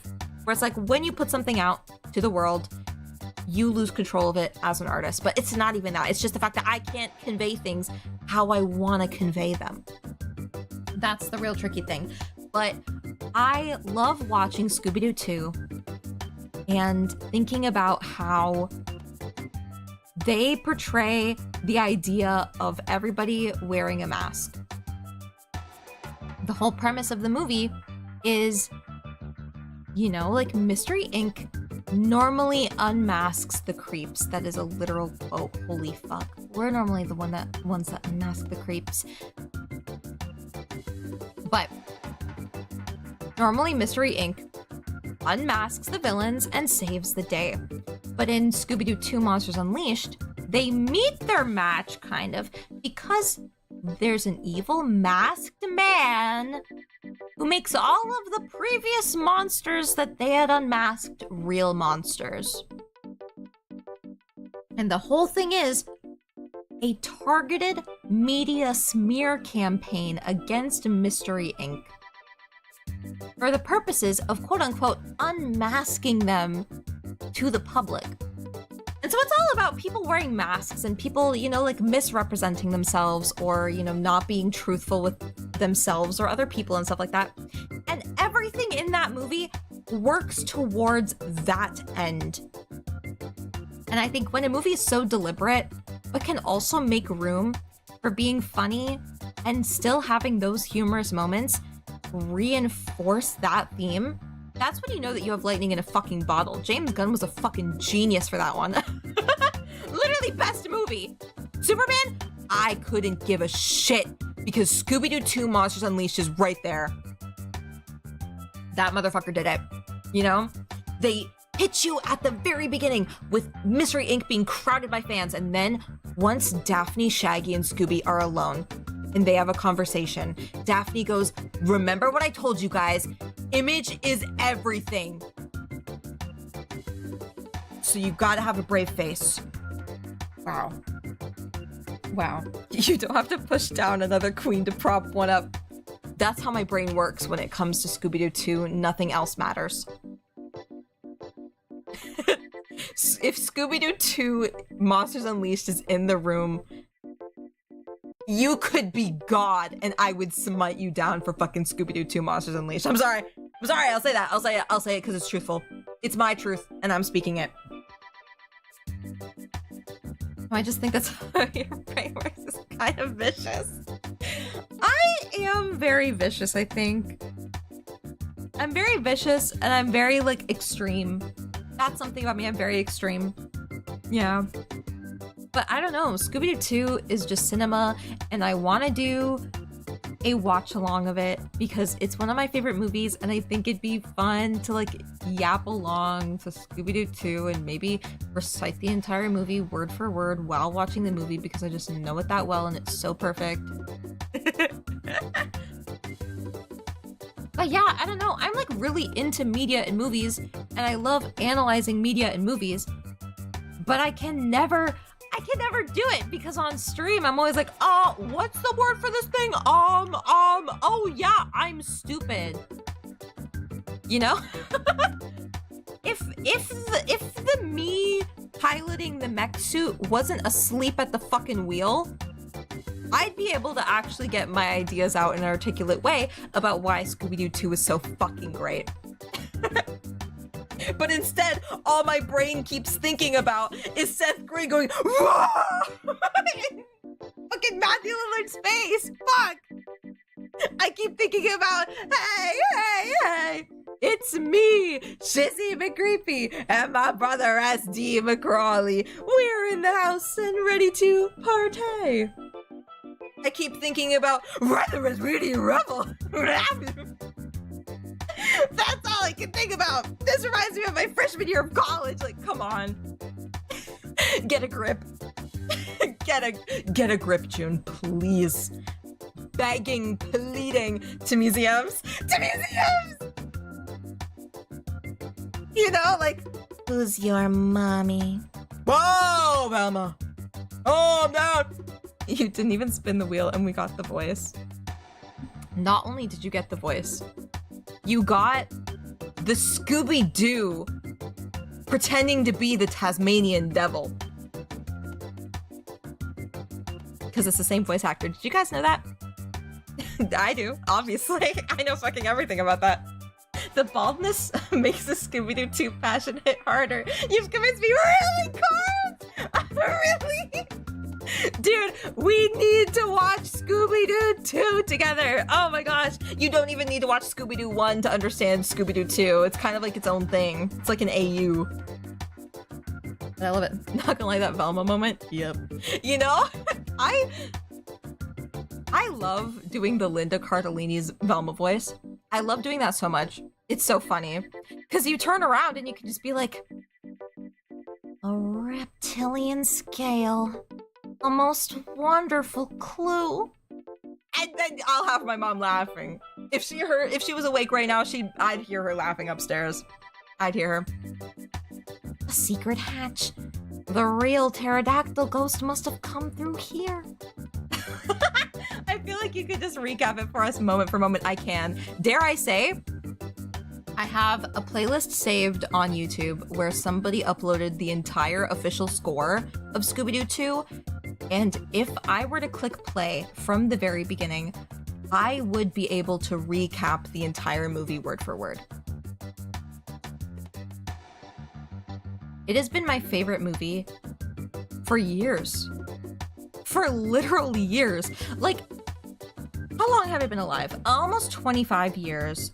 And Scooby-Doo 2 came out in 2004. So I was 3, so I probably wouldn't have been able to watch it at that time. Probably Probably since... Maybe since I was like 6 or 7. 6, 7! I think maybe since I was 6 or 7. Scooby-Doo 2 has been my favorite movie. It still is today, baby! Yo! Wait, hold on. If I was 6 or 7, wait. That means it's been almost 20 years. 20 years of Scooby-Doo 2 Monsters Unleashed being my favorite movie. Are you kidding me?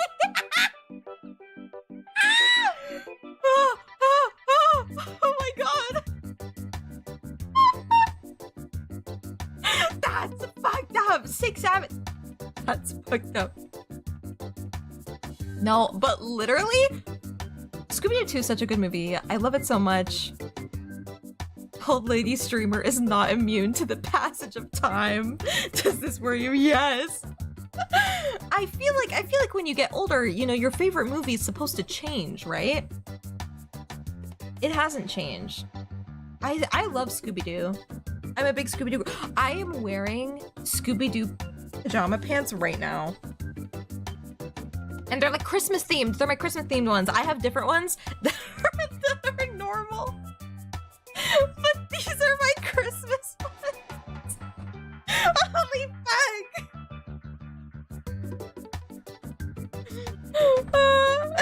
Chat, is June Unk? I'm a big Scooby-Doo. I'm a big Scooby-Doo fan, much like everyone else. Oh, funny Sonic.exe reference, everybody. Pat me on the back. I did such a good job. Do you have Scooby-Doo posters and merch?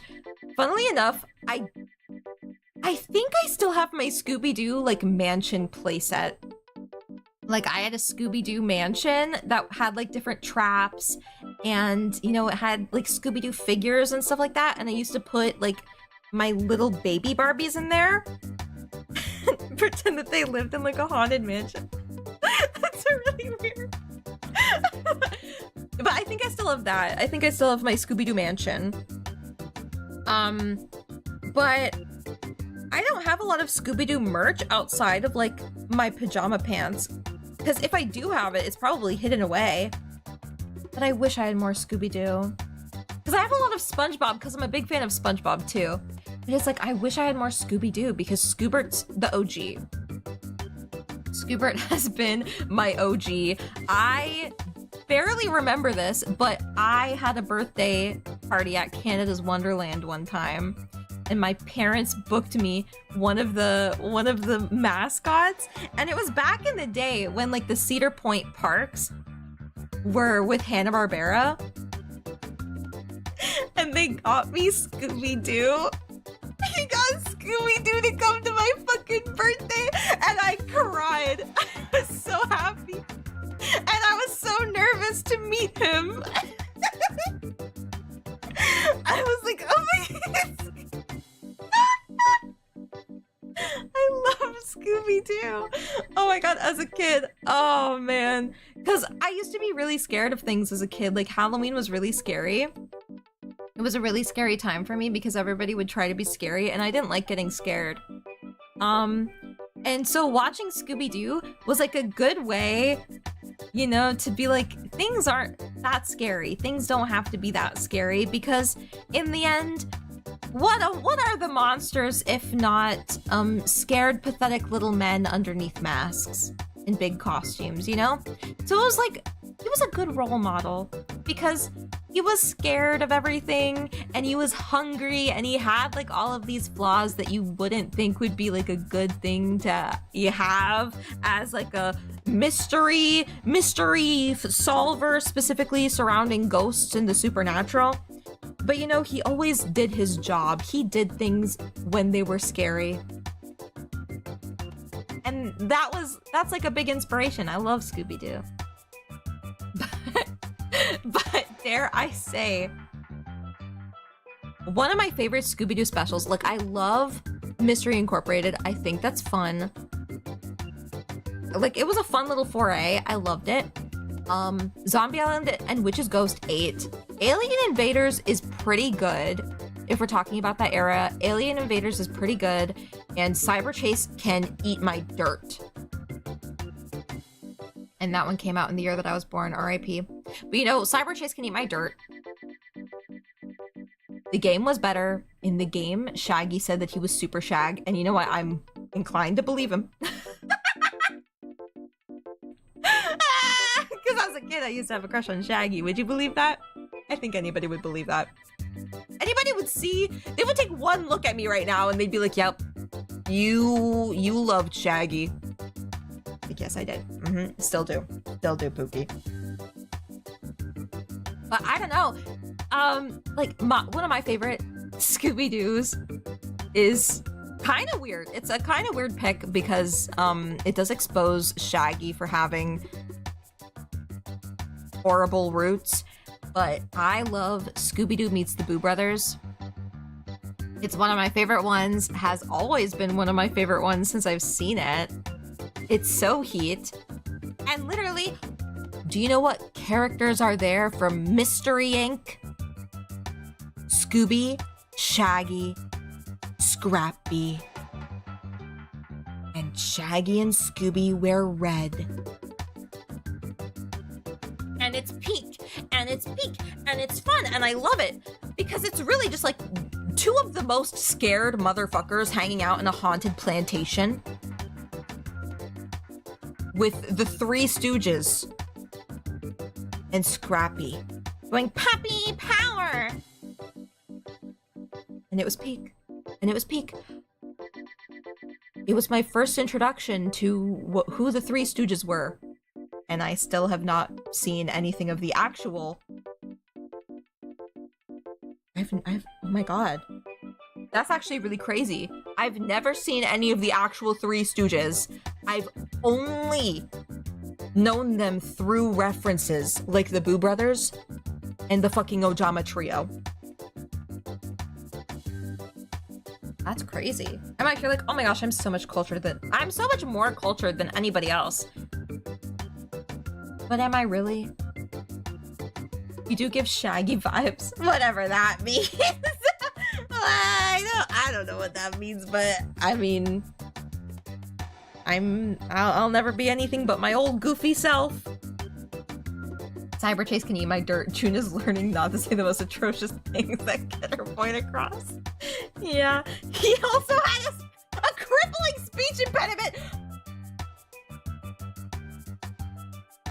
To be fair, and I will say this is some medical information revealing right now. The crippling speech impediment thing, technically, for all intents and purposes, I should have a way worse speech impediment than I already do. Because my problem when speaking is I clutter all of my words. So all of my words kind of get jumbled together while I'm speaking. But it should be much worse. And the reason why it should be much worse is because I am tongue-tied, actually, and I've never gotten it fixed. And so, you know where your tongue connects to the bottom of your mouth? I have, my tongue is like, you know where that tie is, that little flap thingy that connects it? And normally it's nearer to the back, like the middle of your mouth. So like when you stick out your tongue and it actually sticks out, mine doesn't do that because my tongue is actually tied at like the tip of the tongue. So I'm actually, like, my dentist has always been so impressed because it's like, how is she articulated as she is? She's supposed to have way more problems. And honestly, when I was young and he was like, hey, you can have this cut off and, you know, you can have a more normal tongue and you can, you know, potentially talk even more like a normal person. I'm like, I'd rather not, because the idea of sticking out my tongue further is scary. Like, I'm scared that I'll choke on it. That's scary. What do you mean? And people live with their tongues like flapping around their mouths. What the fuck? What the fuck is wrong with you guys? Yeah, because I can't even stick out my tongue. You could have a normal tongue, and June says no. It's weird! Wild how I also have that kind of speech impediment to the point where I fixed it by being good at reading aloud. No! Literally! I have been told many times that I have a very good voice and that I should do voiceover. And then I'm sitting here like, they don't know that I'm supposed to have a speech impediment. I never even went to speech classes. This is just how I am.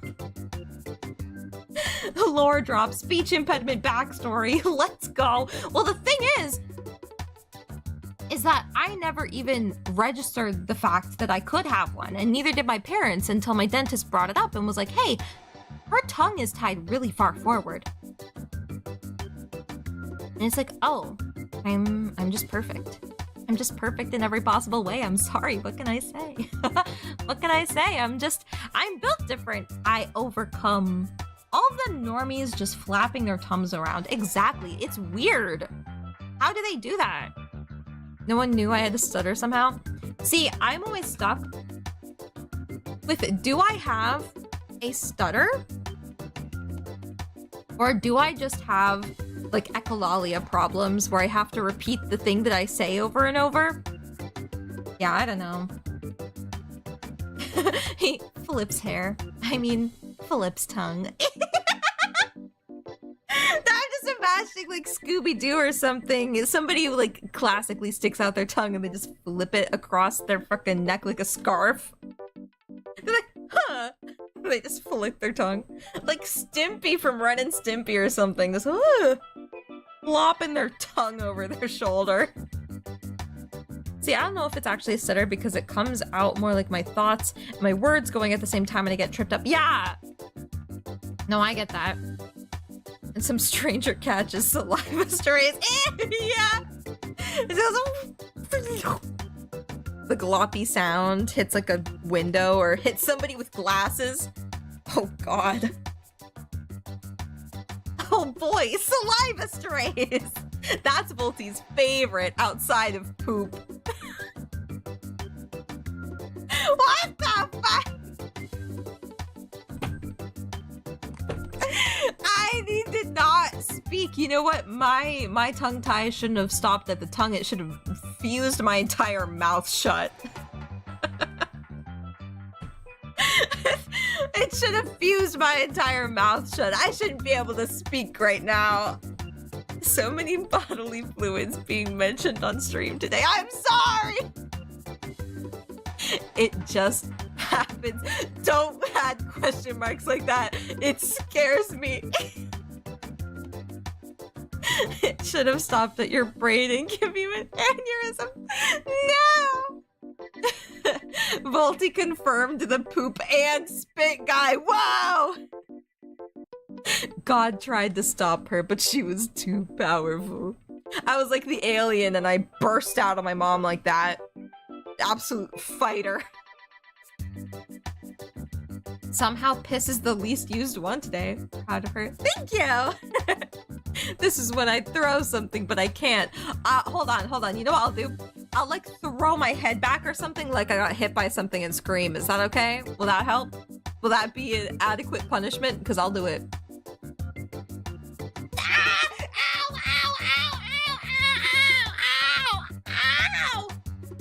How's that? How's that? Did that make you feel better? It's fine, Volty. We're all here to support you. This is the cost of me lowering myself to June's humor. Oh, you wish. You wish. No, do it again, please.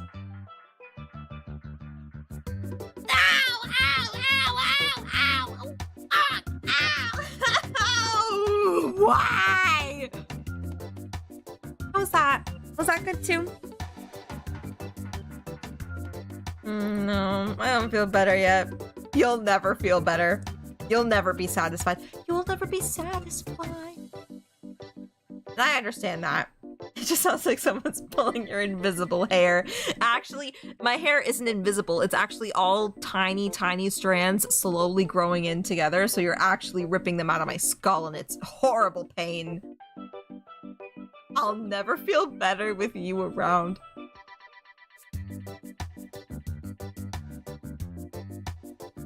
Oh. Okay. That's fine. Dude actually has one singular strand of baby hair that we can't see. It curls up. It curls up. I can put a bow on it if I'm careful enough. Collapse like ceiling. Bald girl got hit. Oh my god. Don't do that. Don't do that, me. Pull her by the baby hair strand. Don't! Whatever you do, don't. Remember what we learned earlier. Consent! I do not consent to that. Wrapping it all up nice, tight, neat little bow. I can totally speak words, yup! All June with the one big doinker of hair. Him from Smiling Friends. No! It's not me. That's not me. I'm cuter than that. I just don't know any cuter characters in Smiling Friends. I don't think he consented to you saying that he sprays poop strands. I was saying that he likes poop. It's Can I pull your baby hair strand? No! No! That's worse. I'm sorry. You wish you were Pim. I don't! I'm cuter! I never consented to any of your mean. Sorry. I'm sorry. I thought they were things that I could share. I thought those were things that I could share. I don't know why I'm saying that like I am a sergeant. Him is a cootie patootie or barely even a patootie, but that does mean that I'm a cootie, right? Share. Share. I don't want to be on this planet anymore. The word of the day for this stream is consent. Yes! That is a consenting phrase. Consent, yes! Did I call you a cootie there? Got cooties? Yeah, way to say that to the bald girl! I thought the word of the day was poop stray. Like saliva stray, poop stray. Hell, let's just go for the piss strays. Go for all three.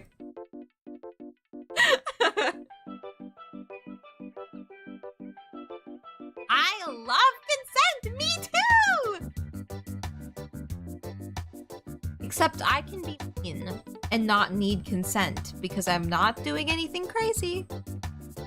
Iconic stray hat trick. No! We're really tying the stream up together, neat little bow, aren't we? High five! If you consent. Well, imaginary high five. Let's high five together. Let's all high five. Consent is freaking epic. I love consent. And I mean, who doesn't? It's the coolest new thing. It's not even that new. Back in the day. Ew. I just remembered, dude, another stream that I wanted to do. I thought it'd be really fun to look at old Canadian PSAs on stream together. I thought that would be fun too. Like, hey, why don't we go to my room and high five? High sixes because I consent that much. High fours because I missed your hand a little. High ones because my hand is actually so petite and small that it's actually the size of like one finger. I'm so petite. I'm so petite and small. If I recall correctly, my favorite Canadian PSA is the one who gets roasted by the electrical grid. Huh? What one? But this would be so fun for another stream. I'm like 2 hours into this one, and I'm like, I should go for another stream. I want to write this out. I'm gonna write it down. I have different stream ideas. This one is gonna be it. This one is gonna, it's gotta be up there because it's so fun. Canadian PSAs are actually crazy, and honestly, I might delve into like the infomercial bracket because shout outs to Miss Kathy Mitchell. Her infomercials are really funny, and I think it'd be cool. But no, Canadian PSAs, the wonderful world of them, because bitch, House Hippo, can somebody get this cat off my head? Wow. Don't you put it in your mouth? That one about getting energy and fueling your body. That one where the kid is running away from all of the girls who are chasing him down. Canadian PSAs are fucking crazy. Like, that would be so fun. Canadian PSAs. And maybe we could also do like other commercials. Like, I have funny commercials that I always reference. I think that'd be so fun. It may have been British, to be honest. I can't find it. Well, get out! Hop on it! Hop on it.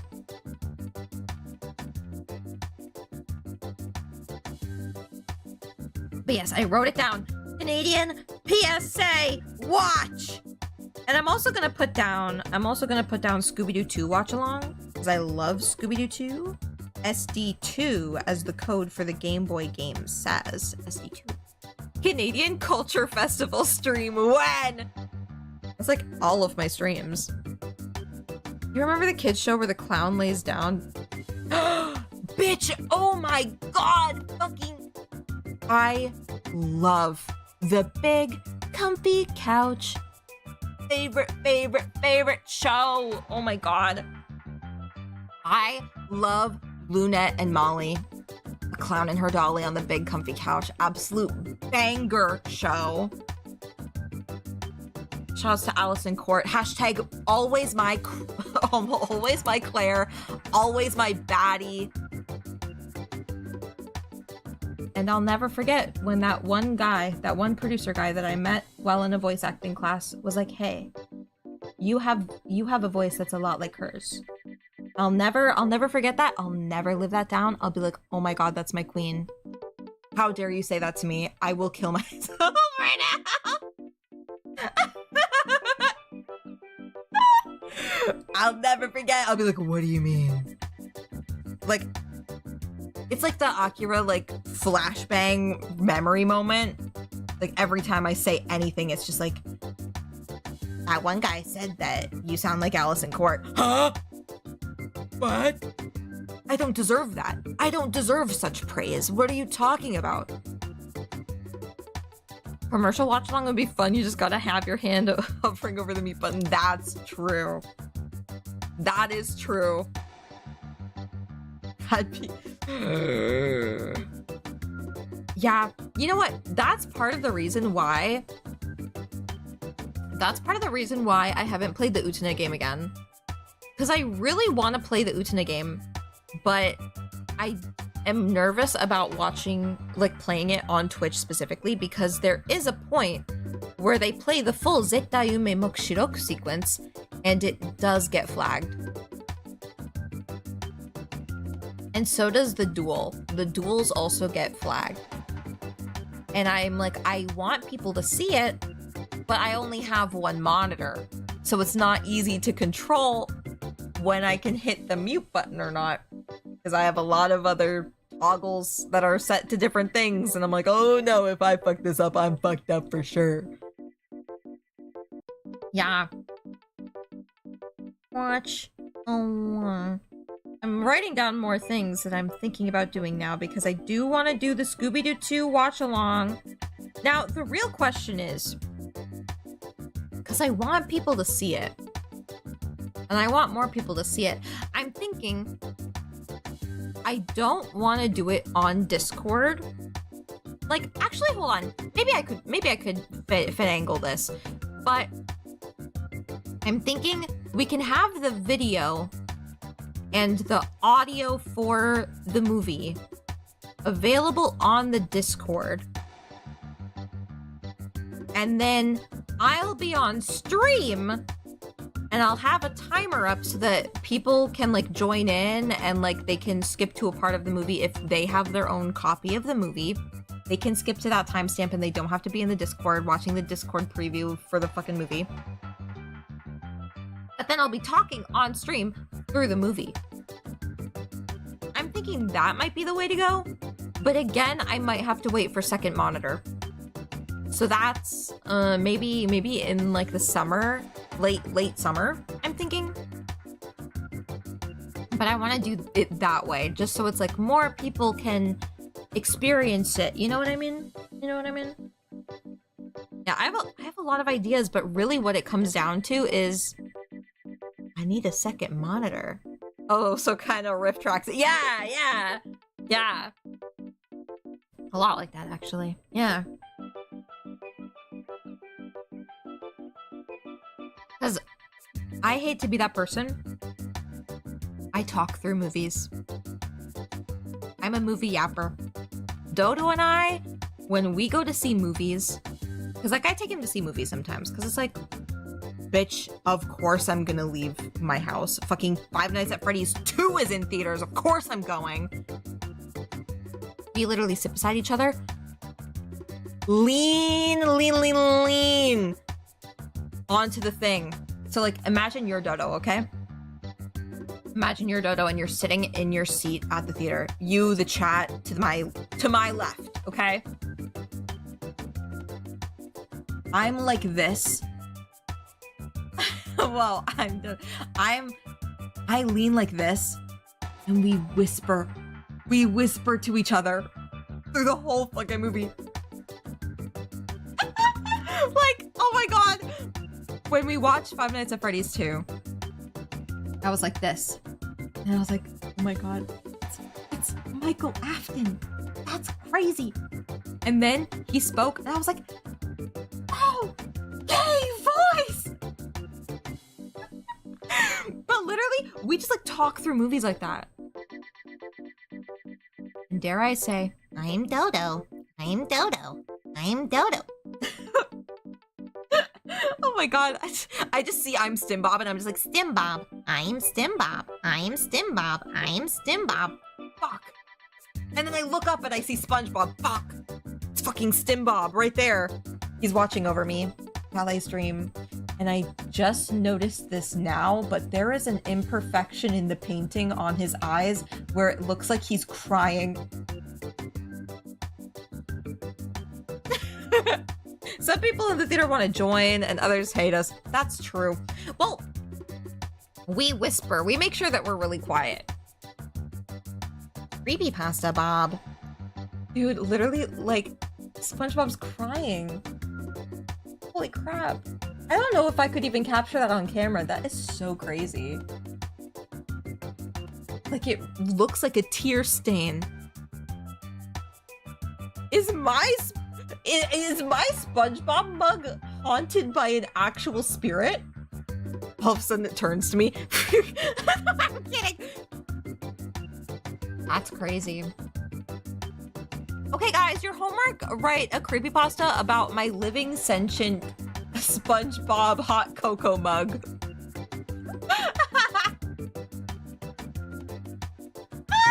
No. But because we're wrapping it all up together, neat little bow. Volty? Please! We need to figure out a time to read creepypastas for stream and on stream. And I don't know, I think it'd be pretty cool. I think it'd be fun. I have so many creepypastas open, so many tabs of creepypastas open that it actually lags my computer. So we gotta do this. Let's actually settle that after this stream. Yes, let's settle it. Because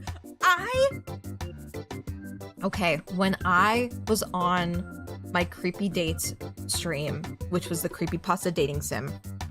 And Colossal had mentioned Rosswood existed, and I was like, this is going to reignite my creepypasta phase, and I'm so sorry to everybody because that's gonna happen and I'm gonna make it everybody's problem.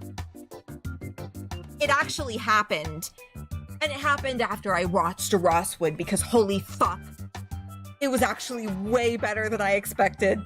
Like, wow, crazy. I'm an enabler. Oh my god, no, for real. But I'm gonna make it all of your problems. But I hope it's not a problem for you guys. I hope you guys understand the passion. The passion! See the vision!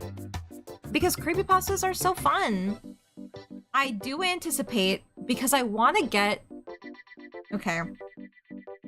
I want to get creepypastas that are well known and creepypastas that are famously bad out of the way first, because I want to get to the good. But at the same time, I kind of want to spread some of them apart so you get bad, bad, good, good, bad, bad kind of thing. Like, I want to spread them apart so where we can have some laughs and we can also have some actually good horror writing. Yeah. But I think I want to do the first one, be like a horror grab bag. So like really the classics, like Jeff the Killer, not Slenderman, because Slenderman, you'd really have to watch Marble Hornets to understand the lore of Slenderman or play the 8 pages. But yeah, I'd say save the big guys for rounded numbers, like 1st, 5th, 10th. Yeah. But the thing is that I've noticed that a lot of creepypastas reference other well-known creepypastas. Like there's one that was on Creepcast that was so fucking funny. Like it made me laugh hard.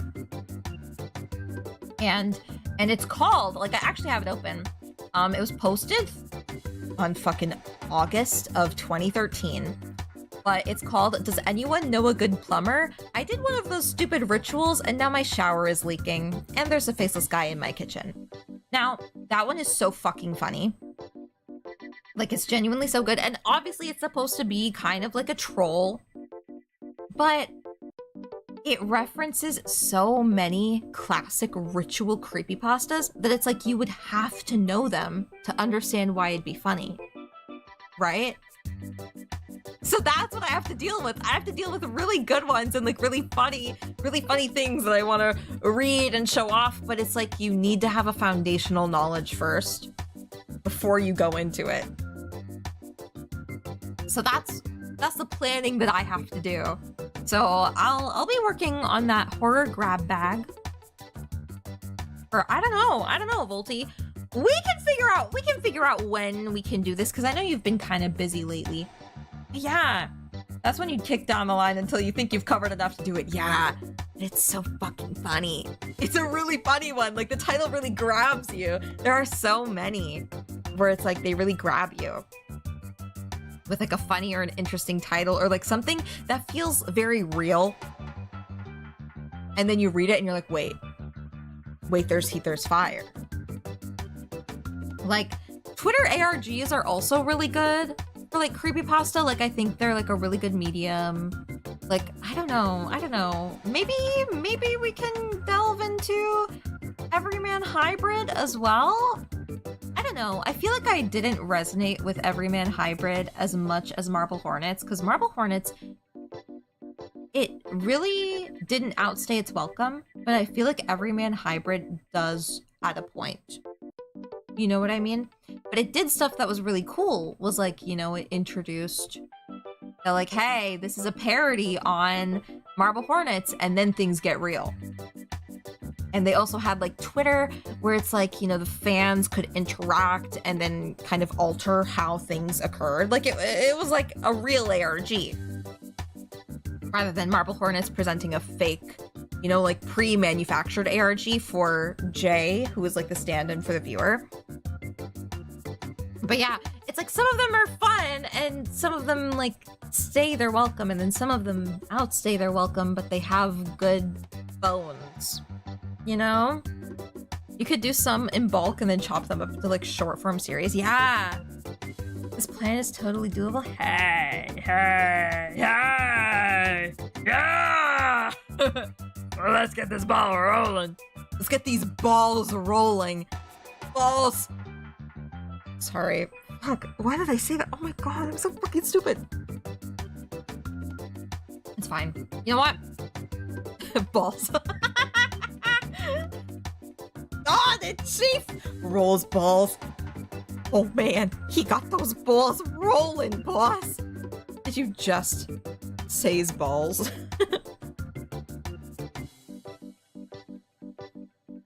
Conscious June, can you hear us? She can't hear you. She's asleep at the wheel.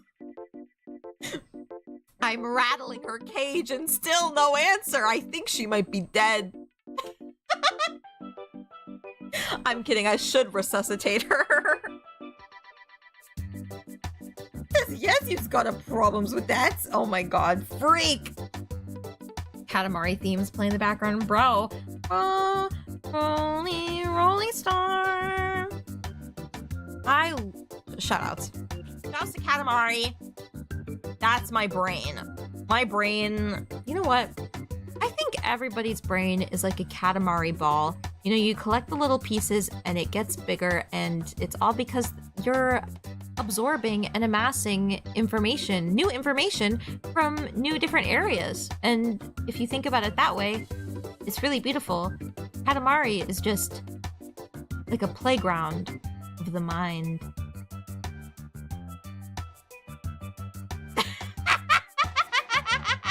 What is she talking about? Whoa, dude. That's deep. And eventually, you give it to a fabulous emperor in the sky. And you know what that is? God, you're dead. That's what it's like when your brain dies. When you die, you actually go to the king of all cosmos and you give him your Katamari ball of experiences and emotions. And in a way, that's quite beautiful. In a way, aren't we all balls? And I think so, but more importantly, are we just balls? Or are we balls with friends? With that, I think I should end stream. Now, if you're new to the stream, I do something a little bit different every time I end my stream. Ew, I said that like a fucking Redditor. I think I do something a little different every time I end my streams. When I end my stream, I like to cast a magic spell that'll make your day, night, week, or whenever you're watching this. It could be your twilight, your new moon, your eclipse, or even your breaking dawn. Even better! And if you don't know the words to the spell, I'll say it a little bit more slowly so that you can learn for next time. And if you do know, always remember that you can type it in the chat. You can mentally send it to my mind by telepathy, and I will pick it up, but I probably won't respond because I like to keep my peace and my privacy. But just know that I heard. Or you could say it out loud to the screen. That's always really fun. I just got back in time for the magic spell pog. Yo, pog cards. Are you ready, guys? Are you ready for the magic spell? Moe. Thank you guys so much for being here. I'll see you next time.